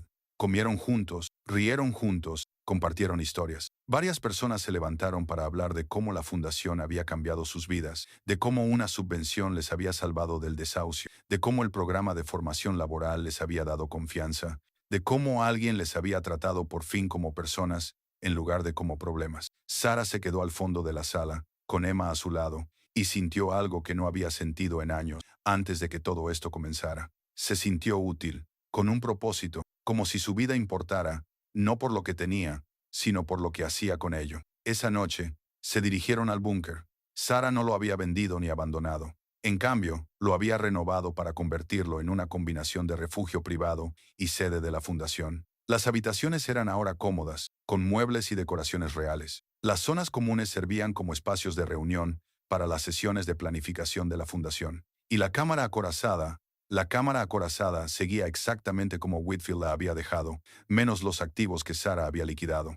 La había conservado como recuerdo, como memorial al hombre que había hecho todo esto posible. Bajaron al nivel 3. Sara introdujo el código 07148 y la puerta se abrió. La cámara acorazada estaba ahora menos llena, muchas de las cajas de seguridad vacías, muchas de las vitrinas despejadas, pero las obras de arte permanecían allí, demasiado valiosas o demasiado bellas para venderlas. Sara tenía pensado donarlas a museos, pero por ahora las guardaba allí, en una galería privada de un búnker que en otro tiempo había sido una tumba. Emma caminó por el espacio, con sus pasos resonando. «Mamá, ¿crees que el señor Whitfield sabía que encontraríamos esto? ¿Crees que sabía que seríamos nosotras?» Sara reflexionó sobre la pregunta. Lo había pensado a menudo durante los últimos 2 años. No creo que supiera que seríamos nosotras específicamente, pero creo que esperaba que fuera alguien como nosotras, alguien que lo necesitara, alguien que lo entendiera. ¿Crees que estaría contento con lo que estamos haciendo? Sara miró las cajas vacías, las maletas vaciadas,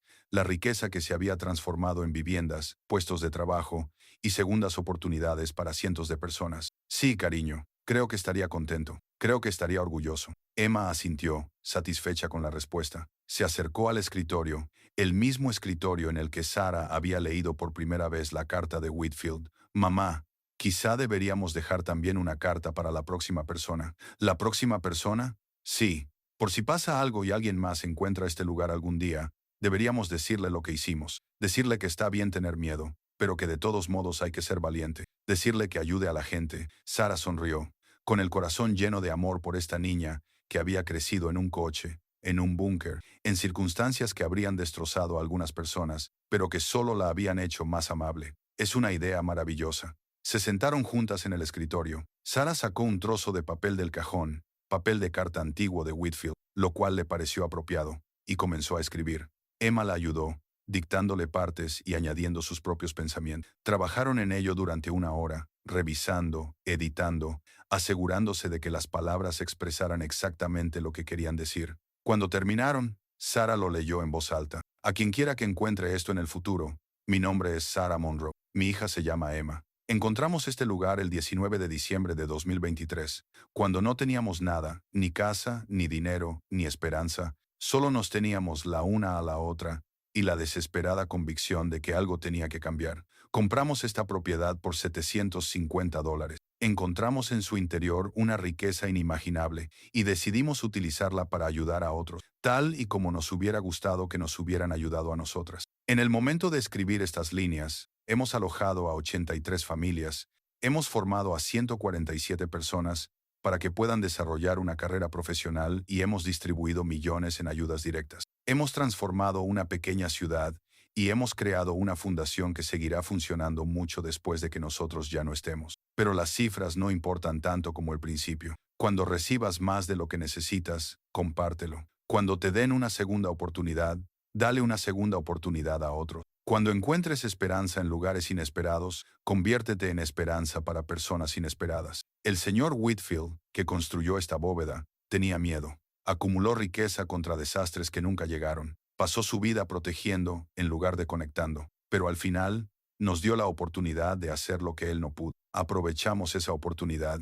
Elegimos otra cosa. Elegimos el amor por encima del miedo, la generosidad por encima de la codicia, la comunidad por encima del aislamiento. Si estás leyendo esto, entonces de alguna manera nuestra historia ha terminado y la tuya está comenzando. Quizás necesites ayuda, quizás hayas encontrado recursos, quizás estés asustado y desesperado como lo estábamos nosotros. Sea cual sea tu situación, recuerda que no estás solo. El universo, Dios o el simple azar te han traído aquí por una razón. Confía en esa razón, confía en ti mismo, sé valiente, sé amable, ayuda a los demás. Y cuando hayas terminado, añade tu propia carta a esta colección, cuenta tu historia, transmite el regalo, crea el mundo en el que quieres vivir con amor y esperanza. Sarah y Emma Monroe. 25 de diciembre de 20.125. Sarah colocó la carta en una funda protectora, tal y como había hecho Whitfield con la suya, y la dejó junto a la carta original en el escritorio. Ahora había dos cartas, dos historias, dos opciones para ayudar en lugar de acumular. Quizás algún día habría una tercera. Quizás esta cámara acorazada seguiría cumpliendo su verdadero propósito, no proteger la riqueza de los desastres, sino transformar los desastres en esperanza. Apagaron las luces y sellaron la cámara acorazada. Afuera, la nieve comenzaba a caer, suave y delicada, cubriendo la montaña de blanco. Sarah y Emma se quedaron junto al Highlander, mirando hacia la entrada de hormigón que las había salvado, las había cambiado, las había convertido en personas capaces de salvar y cambiar a otros. «Mamá», dijo Emma, «me alegro de que fuéramos unas vagabundas». Sarah miró a su hija, sorprendida. «¿Por qué, cariño?» «Porque si no lo fuéramos, no habríamos encontrado esto. No estaríamos ayudando a la gente. No sabríamos lo fuertes que somos». Emma sonrió. «La señora Hartford dice, a veces, las cosas más difíciles conducen a las mejores. Creo que tiene razón». Sarah abrazó a Emma, respirando el aire frío de la montaña, el aroma del champú de manzana de su hija y el olor a pino del bosque. «Sí, cariño. Yo también creo que tiene razón». Se subieron al coche. Sarah arrancó el motor, encendió la calefacción y salió del búnker por el largo camino de entrada. A sus espaldas, la estructura de hormigón desapareció bajo la nieve que caía, invisible de nuevo para el mundo, guardando sus secretos y sus historias. Ante ellas, la carretera serpenteaba por las montañas hacia Crisa, hacia su hogar, hacia su vida, una vida que habían construido desde la nada, una vida que ahora significaba algo. Una vida dedicada a garantizar que otros tuvieran la misma oportunidad que ellas habían tenido. Sarah miró por última vez por el espejo retrovisor. El búnker había desaparecido, engullido por el clima y la naturaleza, pero su impacto continuaba, continuaría para siempre. Volvió la mirada a la carretera y condujo hacia el futuro, a través de la nieve, a través de la oscuridad, hacia la luz de todo lo que habían llegado a ser y todo lo que aún construirían. Porque cualquiera puede transformar su vida si está lo suficientemente desesperado como para intentarlo y lo suficientemente valiente como para creer. Y a veces, contra todo pronóstico, lógica y probabilidad, el universo recompensa esa desesperación y valentía con una oportunidad, solo una oportunidad. Pero eso es todo lo que se necesita. Una oportunidad, una llave, una puerta, una elección para ayudar en lugar de acumular, una decisión para ser valiente en lugar de tener miedo. Un momento en el que dices sí a la esperanza en lugar de rendirte al miedo. A Sarah Monroe se le había dado esa oportunidad, la había aprovechado, y ahora, cada día, le daba esa misma oportunidad a los demás. Mecánica madre, hacedora de milagros, no por lo que encontró en una montaña, sino por lo que decidió hacer una vez que lo encontró. Fin. A continuación, te esperan otras dos historias impactantes. Haz clic para seguir descubriendo lo que es posible cuando personas comunes se enfrentan a circunstancias extraordinarias. Y no olvides suscribirte si crees que las segundas oportunidades son reales y que a veces las decisiones más desesperadas conducen a las vidas más significativas.